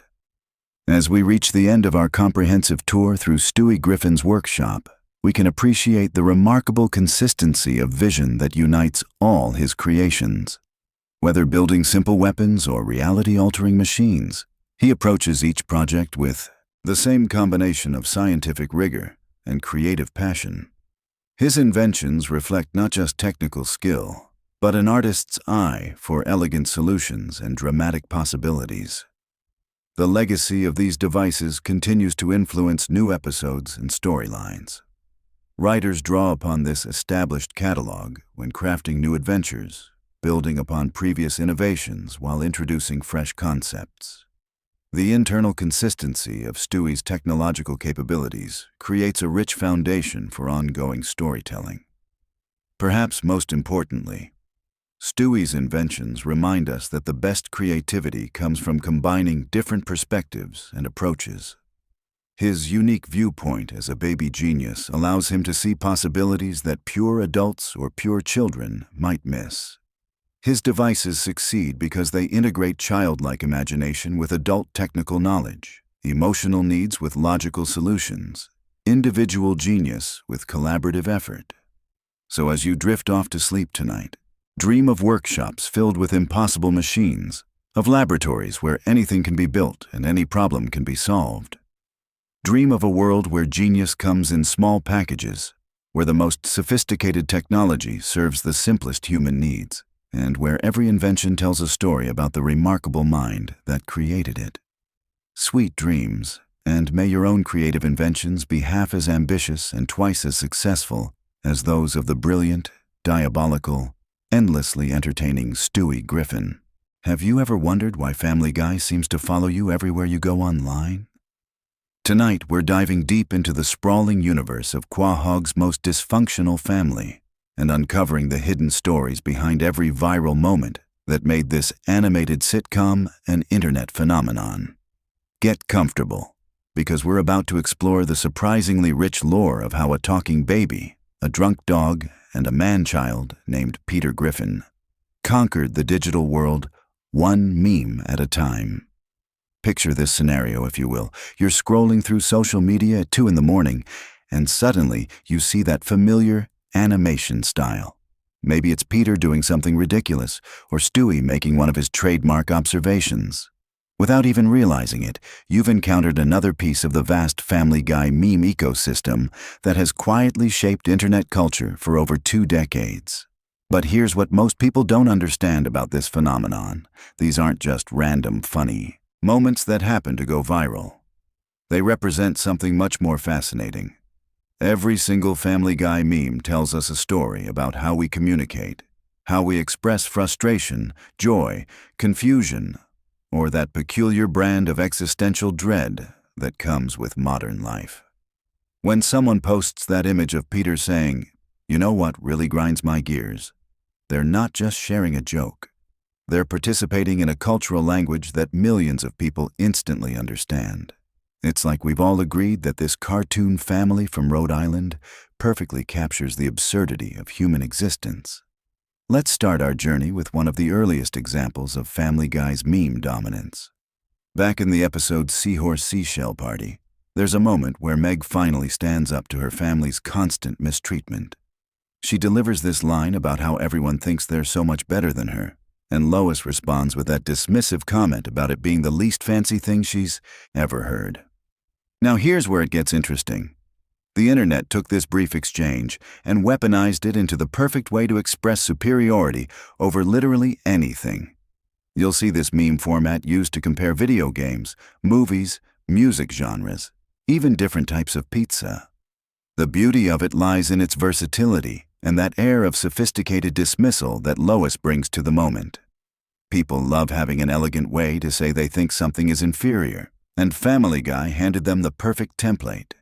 What's fascinating is how the actual quote often gets misremembered in memes, but the essence remains the same. It's become this shorthand for refined disdain. Moving forward in our exploration, we encounter Peter's segment on the local news where he gets to complain about life's annoyances. You know what really grinds my gears became an instant classic because it gave people a framework for expressing frustration that felt both personal and universal. Think about how often you've seen this format used across social media. Someone will post a picture of Peter at the news desk and then elaborate on whatever minor inconvenience is bothering them that day. The genius of this meme lies in its relatability. We all have gears, metaphorically speaking, and they're constantly getting ground by the small irritations of daily existence. Whether it's people who don't use turn signals, movies with misleading trailers, or the way cereal gets soggy too quickly, Peter Griffin became our spokesman for life's petty annoyances. The format gives weight to complaints that might otherwise seem trivial, turning everyday frustrations into newsworthy commentary. Then there's the iconic Family Guy death pose, which has become perhaps the most recognizable piece of visual comedy the show has produced. You know exactly what we're talking about. That distinctive way characters fall down with their limbs bent backward in impossible angles. Nobody really knows why, though. Animators chose this particular death animation, though some theorize it references a scene from the 1990s Highlander television series. What makes this pose so memeable is its sheer absurdity combined with instant recognizability. Artists and meme creators have drawn countless characters from other franchises in this exact position. It's become a visual shorthand for dramatic death or failure, but with a comedic twist that removes any genuine sense of tragedy. The pose is so ridiculous that it makes even serious moments feel lighthearted and approachable. Speaking of addiction, let's talk about that prescription bottle meme from the episode where Lois becomes dependent on painkillers. The image shows her looking at a pill bottle with that glazed, desperate expression, and the internet immediately recognized its potential. People started photoshopping different labels onto the bottle to represent whatever they couldn't resist. Sometimes it's used seriously to highlight actual addictive behaviors, but more often it's deployed for harmless obsessions like a new video game or a particular type of snack food. This meme works because it captures that moment of recognition we all have when we realize we might be a little too enthusiastic about something. It's self-deprecating humor that acknowledges our own weaknesses while making light of them. The format allows people to confess their minor addictions in a way that's funny rather than concerning, creating a shared understanding of human nature's more indulgent tendencies. The green screen moment where Stewie becomes terrified by the Queen album cover opened up infinite possibilities for creative expression. This scene from Killer Queen shows Stewie reacting with genuine horror to what he's seeing, and meme creators quickly realized they could replace the album cover with literally anything. The result has been years of content showing Stewie scared by everything from cursed images to political figures to bizarre internet phenomena. What makes this meme endlessly renewable is Stewie's perfect expression of childlike terror, combined with the ease of editing in new source material. His reaction feels authentic and relatable, whether he's looking at something genuinely frightening or hilariously absurd. It's become a way for people to share disturbing or confusing content while adding a layer of comedic commentary through Stewie's horrified response. Moving into relationship territory, that image of tiny Peter from Boys and Squirrels became an unexpected symbol of relationship goals, particularly around height differences in couples. The image shows Peter at a dramatically reduced size, which internet users interpreted as the perfect representation of shorter partners with taller, significant others. Without context, the image just looks like a sweet moment of size difference romance, which is exactly what people needed. This meme tapped into something particularly relevant in modern dating culture, where height differences often become topics of discussion or insecurity. By turning it into something cute and aspirational, the meme helped normalize and celebrate relationships where traditional size expectations don't apply. It gave hope to people who felt self-conscious about height differences while creating a visual shorthand for unconventional but loving partnerships. The door-opening scene from a house full of Peters created the perfect template for unexpected arrivals or revelations. Peter's expression of pure shock and confusion when someone appears at his door became instantly exploitable. Meme creators could swap in any character, celebrity, or concept, usually accompanied by the phrase, "Holy crap, Lois." It's followed by whatever unexpected element they wanted to highlight. This format works because it captures that universal moment of surprise when something unexpected enters your life. Whether it's a celebrity showing up somewhere unexpected, a surprise announcement from a company, or just the general feeling of being caught off guard by current events, Peter's bewildered expression perfectly encapsulates that deer-in-headlights reaction we all have sometimes. Joe's disgusted expression from a very special Family Guy, "Freaking Christmas," became the go-to reaction image for when you've seen something truly disturbing online. The scene shows Joe with a look of absolute revulsion and anger, supposedly reacting to something someone is showing him on their phone. This perfectly mirrors the modern experience of having friends share questionable content through social media or text messages. The meme resonates because we've all been in Joe's position, reluctantly looking at something we'd rather not see because someone insisted on sharing it. His expression captures that perfect combination of disgust, annoyance, and resignation that comes with unwanted exposure to internet weirdness. It's become a way to acknowledge that yes, you've seen whatever cursed content is making the rounds, and no, you're not happy about it.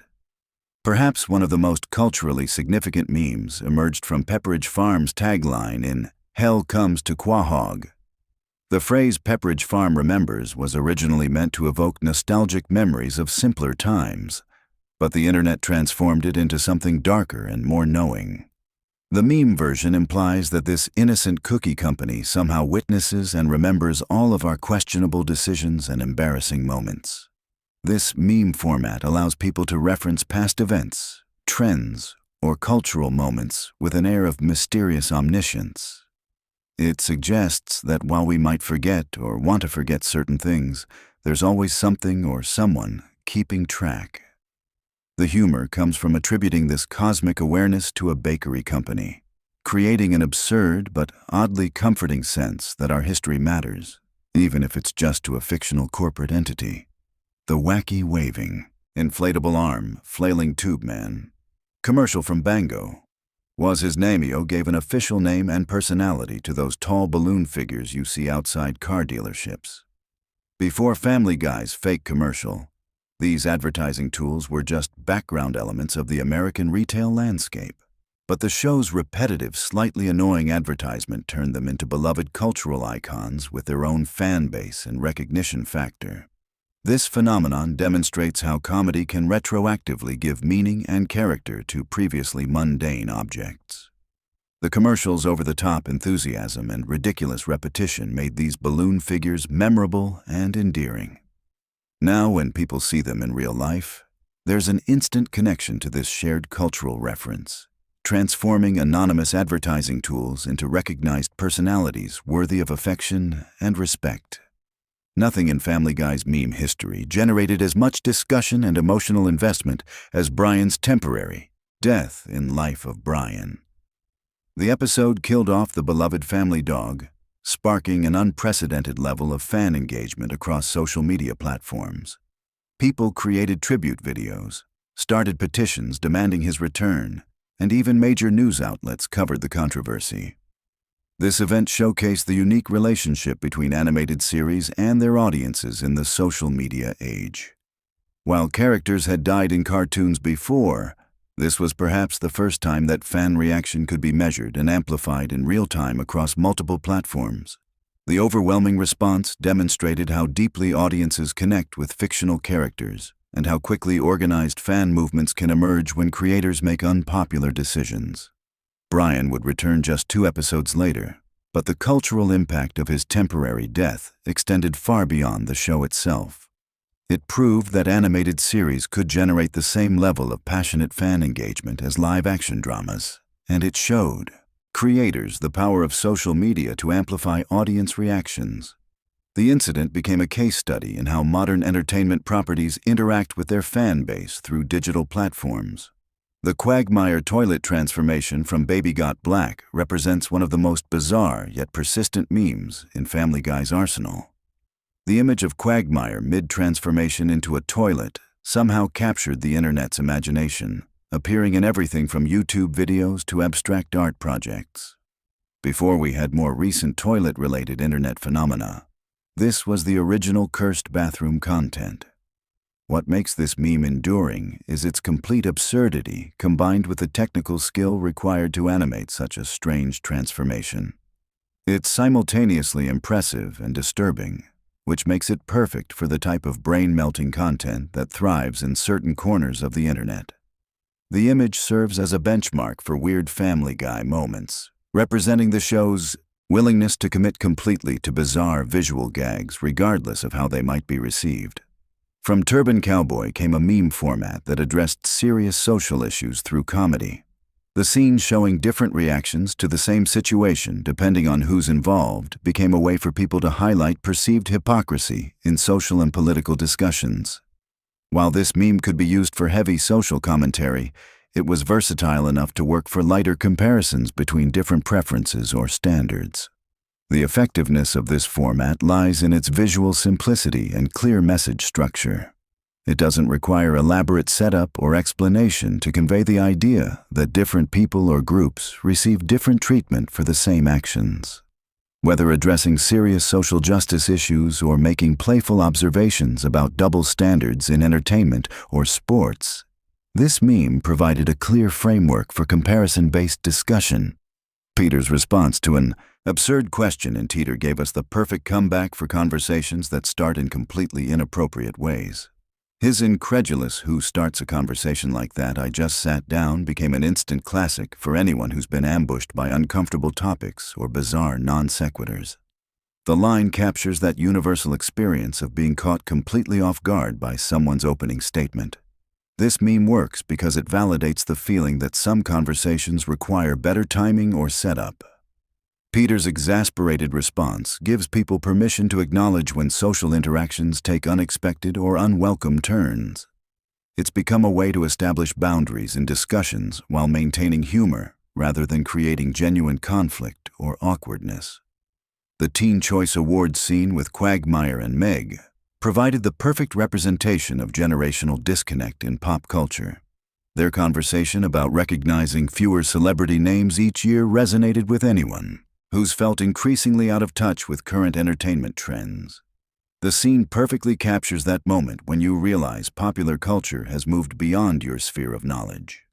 This meme found particular relevance as social media accelerated the pace of celebrity culture and made fame more fleeting and niche. People began using clips from this segment to express their confusion about new stars, viral personalities, and cultural phenomena that seemed to emerge and disappear overnight. It became a way to acknowledge feeling old or out of touch without being defensive about it. The mysterious room in the Griffin house spawned an entire conspiracy theory subculture within Family Guy fandom. This rarely seen patio or sunroom became the subject of intense speculation and joke theories about what secret activities might occur there. The fact that such an obvious part of the house appears so infrequently in episodes created a perfect mystery for fans to obsess over and create elaborate explanations for. This phenomenon demonstrates how audiences can find meaning and intrigue in the smallest inconsistencies within fictional worlds. The room became a symbol for hidden depths and unexplored possibilities within the familiar Family Guy universe. Fans created conspiracy theories ranging from the plausible to the completely absurd, treating this minor animation detail as if it held the key to understanding deeper mysteries about the show. The Family Guy effect itself became a recognized internet phenomenon, describing how mainstream adoption can kill a meme's popularity. The theory suggests that when Family Guy or other mainstream media incorporates internet memes into their content, those memes immediately become outdated and lose their cultural currency. This created an interesting tension between internet culture and traditional media. Examples like the peanut butter jelly time sequence and various other internet references in Family Guy episodes seem to support this theory. Memes that had been popular online would suddenly feel stale and overexposed once they appeared on television. This phenomenon highlighted the different speeds and sensibilities between internet culture and broadcast entertainment, creating a sort of cultural gap that could instantly date material. The real-life Peter Griffin cosplayer Rob Franzi represents a unique form of fan dedication that bridges the gap between fiction and reality. His commitment to embodying the character through cosplay, voice work, and even lifestyle content shows how deeply some fans connect with fictional characters. Over the years, he's created an entire persona around being a living version of Peter Griffin, complete with his own video series and convention appearances. This type of extreme fan dedication demonstrates the cultural impact animated characters can have on real people's lives and identities. Franzie's Peter Griffin isn't just a costume or performance, it's become a significant part of his public identity and creative output. His existence proves that fictional characters can inspire real-world personas that take on lives of their own beyond their original source material. The YouTube series Peter Griffin singing the Beverly Hills Cop theme became a perfect example of how simple audio clips can generate massive creative movements. The scene of Peter attempting to sing the instrumental theme by making nonsensical sounds somehow resonated with content creators, leading to countless videos using this audio over various visual content. The absurdity of Peter's musical interpretation made it perfect for expressing joy or celebration in a completely ridiculous way. This audio meme succeeded because it captured pure, uncomplicated happiness in a format. Peter's enthusiastic but completely inaccurate musical performance became a way for people to soundtrack moments of simple pleasure or accomplishment. The fact that he's clearly enjoying himself, despite being completely wrong about the melody, made it relatable for anyone who's ever been enthusiastic about something they weren't particularly good at. The horse announcement from Family Guy took on a much creepier life online than anyone could have anticipated. Lois's simple announcement that the horse had arrived somehow became source material for genuinely unsettling content that felt more like horror than comedy. Creators manipulated the audio and paired it with increasingly disturbing visuals, transforming an innocent moment into something that could have come from a creepypasta. This transformation demonstrates how internet culture can completely recontextualize source material, taking something innocent and making it genuinely disturbing through creative editing and presentation. The meme shows how the same piece of content can serve completely different purposes, depending on how it's framed and what other elements it's combined with. What started as a simple announcement became a tool for creating unease and tension. Peter's collection of woes from Fast Times at Buddy Chianti Junior High became the perfect audio for telling people to slow down and reconsider whatever they're doing or saying. The rapid-fire sequence of woe sounds captures that moment when someone needs to pump the brakes on a conversation or situation. The format became incredibly popular on platforms like TikTok, where quick audio clips work well for reactive content. This meme succeeded because it provides a non-confrontational way to express disagreement or ask someone to reconsider their approach. Instead of directly arguing or getting into conflict, people could use Peter's woes to suggest that maybe things are moving too fast or going in the wrong direction. It's a gentle way to establish boundaries while maintaining humor and avoiding direct confrontation. The "Peter, what are you doing?" scene created one of the most parodied exchanges in Family Guy history. Peter's blunt response to Brian's question, combined with Brian's shocked reaction, became a template that countless content creators used to create their own versions of this interaction. The scene's popularity led to parodies extending far beyond the original show, with people inserting different characters and contexts into the same basic structure. This meme format works because it establishes a clear dynamic between curiosity and unexpected revelation. The setup allows for endless creativity in terms of what Peter might be doing and how other characters might react to discovering it. The original's perfect timing and delivery created a template that others could use while making it completely their own through different contexts and characters. The ecstatic Hummer driver from Hell Comes to Quahog became an unexpected source of musical creativity. His enthusiastic shouting about Madagascar and reckless driving somehow inspired numerous musical remixes and edits where creators synchronized his audio with various songs and beats. The character's extreme enthusiasm and completely inappropriate responses to animated animals made him perfect source material for absurd musical compositions. This phenomenon shows how the internet can take the most unlikely source material and transform it into creative inspiration. The Hummer Guy's over-the-top personality and questionable decision-making became the foundation for genuine musical creativity, with people finding rhythm and melody in his chaotic rambling. It demonstrates how meme culture can serve as a launching point for artistic expression in completely unexpected ways. Peter's appreciation for movie title drops in the episode 420 created a simple but effective meme format for acknowledging when someone says exactly what you were expecting them to say.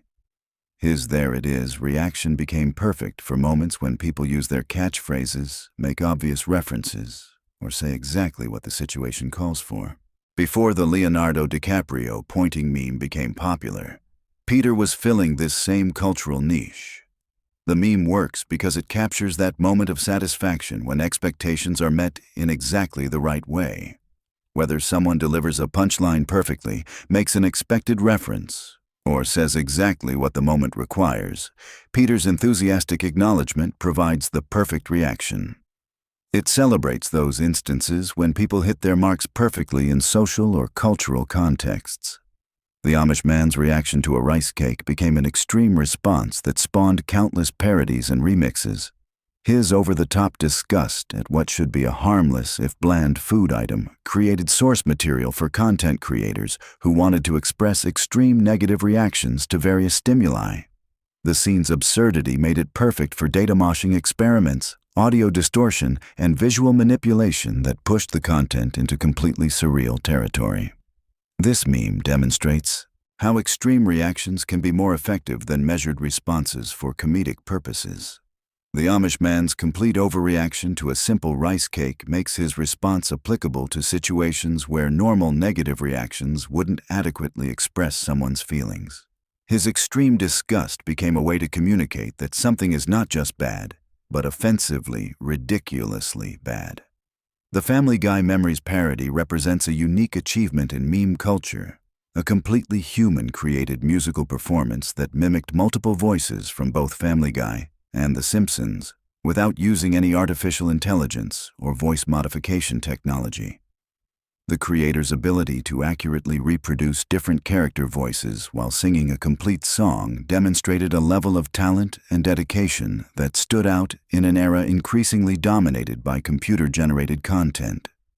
This parody became significant not just for its technical achievement, but for what it represented about human creativity in the digital age.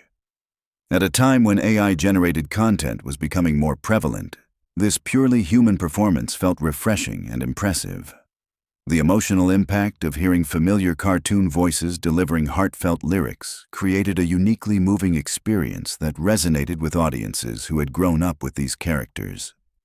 The rise of videos featuring Family Guy playing in the background while people did other activities created a new category of content that acknowledged the show's role as comfort background entertainment.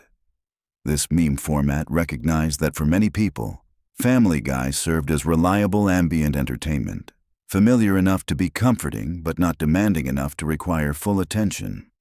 This phenomenon speaks to how certain entertainment properties function in people's daily lives beyond their primary viewing purpose. Family Guy's role as background comfort content became so recognized that people started creating content specifically about this usage pattern. The meme acknowledged how modern audiences consume media, often using familiar shows as audio-visual comfort food while engaging in other activities.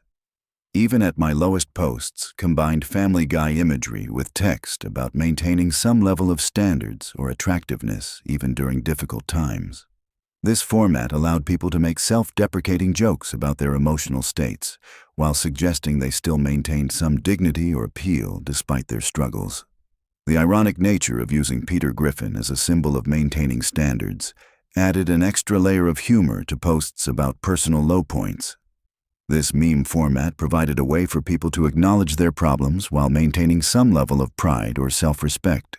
By suggesting that even at their worst, they still possessed certain qualities or standards, people could discuss difficulties without completely surrendering their self-image. The Family Guy imagery added enough absurdity to keep these posts from becoming genuinely depressing. The "I need an adult" phrase from "he's too sexy for his fat" helped popularize a concept that would become widely recognized across internet culture. While originally taught in safety classes as a way for children to seek help from trusted adults, the show's comedic use of the phrase demonstrated how it could work in absurd or inappropriate situations where someone felt overwhelmed or uncomfortable. This phrase found new life online as people began using it to express feelings of being in over their heads or encountering situations that required more maturity or expertise than they possessed. The concept resonated with audiences who often felt underprepared for adult responsibilities or uncomfortable with various aspects of modern life. It became a way to acknowledge personal limitations while asking for help or guidance. The Family Guy effect on meme culture created an interesting paradox where the show both created and destroyed internet phenomena. While countless memes originated from Family Guy episodes, the show's tendency to incorporate existing internet memes often had the effect of making those memes feel dated or overused. This created a complex relationship between the show and the internet culture, where Family Guy served as both a source of new content and a graveyard for existing trends. This phenomenon highlighted the different rhythms between internet culture and television production. Memes could rise and fall in popularity much faster than television seasons could be produced and aired, meaning that by the time Family Guy referenced a particular internet trend, that trend might already feel outdated to online audiences. The show's relationship with meme culture became a fascinating example of how different media ecosystems interact and influence each other. The longevity of Family Guy's influence on internet culture speaks to something deeper about how animated comedy can capture and reflect human experience in ways that resonate across different platforms and generations. These memes succeed because they tap into universal feelings and situations that people encounter regardless of their specific cultural context or personal circumstances. What makes Family Guy's meme legacy particularly interesting is how it demonstrates the show's understanding of human nature and social dynamics. The moments that became memes weren't random, funny scenes. They were moments that captured specific emotional states or social situations that people immediately recognized and wanted to share with others. Whether expressing frustration, confusion, joy, or resignation, these memes provided people with a shared vocabulary for discussing their experiences.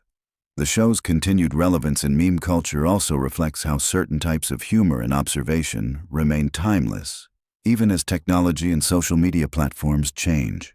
Peter's gear-grinding frustrations are just as relevant now as they were when the episode first aired, because the fundamental human experience of being annoyed by small things hasn't changed.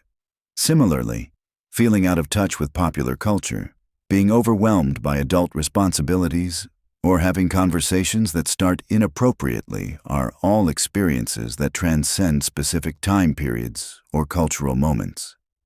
Looking at Family Guy's meme evolution over time reveals how internet culture has changed and developed new ways of expressing shared experiences.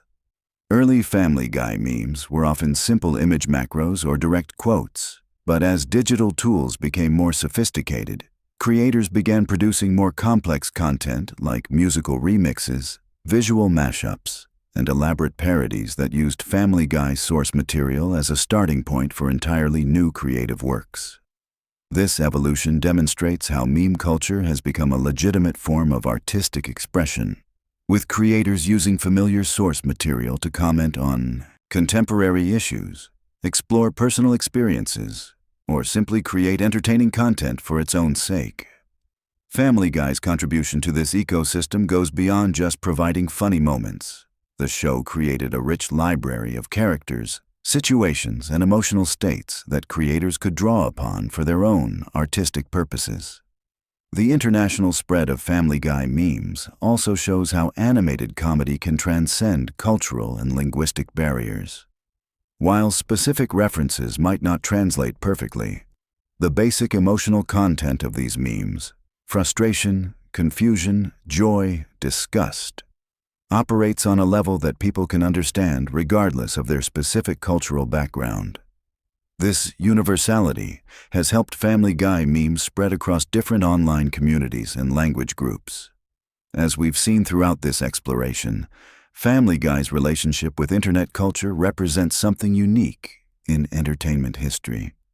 The show didn't just create content that happened to become memes.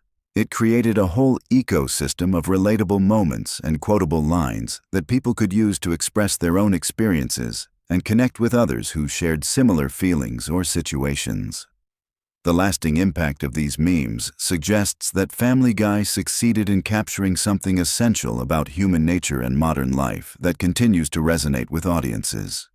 Whether people are expressing frustration with daily annoyances, celebrating small victories, or just trying to make sense of an increasingly complex world, they keep returning to these animated characters and situations as a way to process and share their experiences. This phenomenon reveals how entertainment can serve purposes beyond simple amusement, becoming a form of cultural shorthand that helps people communicate with each other about their shared human experience.